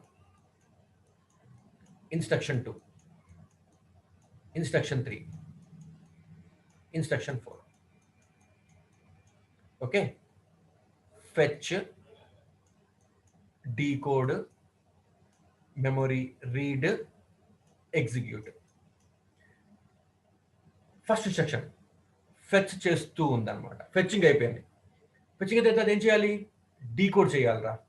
ఇది డీకోడ్ చేస్తూ ఉన్నప్పుడు ఆల్రెడీ ఇక్కడ ఫెచ్ అయిపోయిందిగా. ఓకే? ఫస్ట్ ఇన్స్ట్రక్షన్ ఫెచ్ అయిపోయింది. సెకండ్ ఇన్స్ట్రక్షన్ డీకోడ్ చేస్తూ ఉంది. అంటే ఇప్పుడు చేస్తున్న పని ఏంటి? ప్రాసెసర్ డీకోడ్ చేస్తూ ఉంది అంతే. అంటే మీరు క్లాస్ వింటూ భోజనం చేయడం లాంటిదిరా. క్లాస్ వింటూ భోజనం చేస్తున్నారు, రైట్? అర్థమవుతుందా? క్లాస్ వింటున్నారు, భోజనం చేస్తున్నారు, ప్యారల్ చేస్తున్నారు పనులన్నీ కూడా. అదనమాట చెప్పేది ఇక్కడ మనం. ఫస్ట్ ఇన్స్ట్రక్షన్ ఫెచ్ చేసింది. ఫెచ్ అయిన తర్వాత ఏం చేస్తుంది? It enters into second step. అదేంటి? డీకోడ్. ఇప్పుడు ఇది డీకోడ్ చేస్తూ ఉన్నప్పుడు, ఫస్ట్ ఇన్స్ట్రక్షన్ డీకోడ్ చేస్తున్నప్పుడు సెకండ్ ఇన్స్ట్రక్షన్ ఫెచ్ ఖాళీగా ఉందిగా, ఫెచ్చింగ్ చేయట్లేదుగా. కాబట్టి ఇప్పుడు సెకండ్ ఇన్స్ట్రక్షన్ డీకోడ్ చేస్తున్నప్పుడు ఫస్ట్ ఇన్స్ట్రక్షన్ డీకోడ్ చేస్తున్నప్పుడు సెకండ్ ఇన్స్ట్రక్షన్ ని ఫెచ్ చేస్తూ ఉంటుంది అనమాట. సెకండ్ ఇన్స్ట్రక్షన్ ని ఫెచ్ చేస్తూ ఉంటుంది అనమాట. ఓకేనమ్మా? ఫెచ్ చేస్తూ ఉంటుంది అనమాట. ఎప్పుడైతే అంటే గమనించండి, ఇప్పుడు decoding of first instruction, fetching of second instruction complete అయిపోయినాయి. అప్పుడు ఏమవుతుంది? ఫస్ట్ ఇన్స్ట్రక్షన్ డీకోడ్ అయిపోయిన తర్వాత సెకండ్ ఇన్స్ట్రక్షన్ ని ఫస్ట్ ఇన్స్ట్రక్షన్ డీకోడ్ అయిపోయిన తర్వాత రీడ్ చేయాలన్నమాట. రీడ్ చేస్తున్నప్పుడు ఫెచ్ ఖాళీగా ఉంది, డీకోడ్ ఖాళీగా ఉంది. ఓకే, అప్పుడు ఏం చేస్తుందంటే సెకండ్ ఇన్స్ట్రక్షన్ ఆల్రెడీ ఫెచ్ అయిపోయింది కదా, సెకండ్ ఇన్స్ట్రక్షన్ ని డీకోడ్ చేస్తూ ఉంటుంది. ఇప్పుడు సెకండ్ ఇన్స్ట్రక్షన్ ని డీకోడ్ చేస్తూ ఉంటుంది. ఫెచ్చింగ్ అయిపోయింది, ఫెచ్ అయిపోయింది, డీకోడ్ చేసేది. అప్పుడు ఏం చేస్తుందంటే థర్డ్ ఇన్స్ట్రక్షన్ ని ఫెచ్ చేస్తుంది ఖాళీగా ఉండకుండా. థర్డ్ ఇన్స్ట్రక్షన్ ని ఫెచ్ చేస్తూ ఉంటుంది అనమాట, ఖాళీగా ఉండకుండా, right? So first instruction read అయిపోయింది, సెకండ్ ఇన్స్ట్రక్షన్ డీకోడ్ అయిపోయింది, థర్డ్ ఇన్స్ట్రక్షన్ ఫెచ్ అయిపోయింది. ఓకే, అప్పుడు ఏమవుతుంది? First instruction it enters into execution, right? ఇప్పుడు second instruction it enters into read. Okay, third instruction it enters into decode. ఓకేనా? Decode. Fourth అప్పుడేంటి? Fetch ఖాళీగా ఉండిపోయింది పూర్తిగా. ఇంకా ఇక్కడ డీకోడ్ చేస్తుంది, ఒకటి రీడ్ చేస్తుంది, ఒకటి ఎగ్జిక్యూట్ చేస్తుంది. ఫెచ్ ఖాళీ అయిపోయింది కదా. సో ఫోర్త్ ఇన్స్ట్రక్షన్ ని ఫెచ్ చేస్తుంది అనమాట. సో ఇది మనం చెప్పుకునేది అనమాట. ఇప్పుడు అర్థమవుతుందండి? This is what I told here now. Okay, so అది ఖాళీగా ఉండకుండా అది చేస్తుంది ఈ పని, right? So fetch, decode, read, execute అని ప్యారల్గా అవుతూ ఉంటాయి. అంటే ఇన్స్ట్రక్షన్ 1 ఫెచ్ అయిపోయిన తర్వాత డీకోడ్ చేస్తూ ఉంటుంది. ఇది డీకోడ్ చేసేలోపు ఫెచ్ ఖాళీగా ఉంది కదా, సెకండ్ ఇన్స్ట్రక్షన్ ఫెచ్ చేస్తుంది. ఎప్పుడైతే డీకోడ్ అయిపోయి రీడ్కి వెళ్ళిందో ఇది ఫెచ్ అయిపోయి నెక్స్ట్ స్టెప్ ఏంటి? డీకోడ్. ఇన్స్ట్రక్షన్ 2 డీకోడ్ చేస్తూ ఉంటుంది. అంటే ఒక చోట రీడ్ చేస్తుంది, ఒక చోట డీకోడ్ చేస్తుంది. మరి ఇప్పుడు ఫెచ్ ఖాళీగా ఉంది కదా, థర్డ్ ఇన్స్ట్రక్షన్ ని ఫెచ్ చేస్తూ ఉంటుంది. ఎప్పుడైతే ఫస్ట్ ఇన్స్ట్రక్షన్ రీడ్ అయిపోయి ఎగ్జిక్యూట్కి వెళ్ళిపోయిందో, సెకండ్ ఇన్స్ట్రక్షన్ డీకోడ్ అయిపోయి రీడ్కి ముందుకు వెళ్ళిపోయిందో, థర్డ్ ఇన్స్ట్రక్షన్ ఫెచ్ చేసేసింది, డీకోడ్ చేస్తూ ఉంటుంది. సో ఒక ఇన్స్ట్రక్షన్ ఎగ్జిక్యూట్ చేస్తుంది, ఒక ఇన్స్ట్రక్షన్ని రీడ్ చేస్తుంది, ఒక ఇన్స్ట్రక్షన్ డీకోడ్ చేస్తుంది. ఫెచ్ ఖాళీగా ఉంది కదా, సో ఫోర్త్ ఇన్స్ట్రక్షన్ ఫెచ్ చేస్తుంటుంది అనమాట. ఇలా ఖాళీగా లేకుండా ఇది ప్యారల్గా జరిగిపోతూనే ఉంటుంది. అంటే గమనించండి, ఇది ఫస్ట్ నానో సెకండ్, ఇది సెకండ్ నానో సెకండ్ దగ్గర చేస్తున్న పని, ఇది థర్డ్ నానో సెకండ్ దగ్గర చేస్తున్న పని. Okay, right? ఇదిగో ఇక్కడ తప్పు గీసాను, ఇలా పక్కన పెడతాను ఇలాగా. ఇది 4 nano second, it is at end of 4th nano second, it is at the end of 5th nano second, it at the end of 6th nano second, ఈ 7th నానో సెకండ్. అంటే మొత్తం మనకి 4 నానో సెకండ్ తీసుకుంటే 4 4 4 4 16 nano seconds లో అవ్వాల్సిన programme ని 7 nanoseconds లో పూర్తి చేస్తుందమ్మా.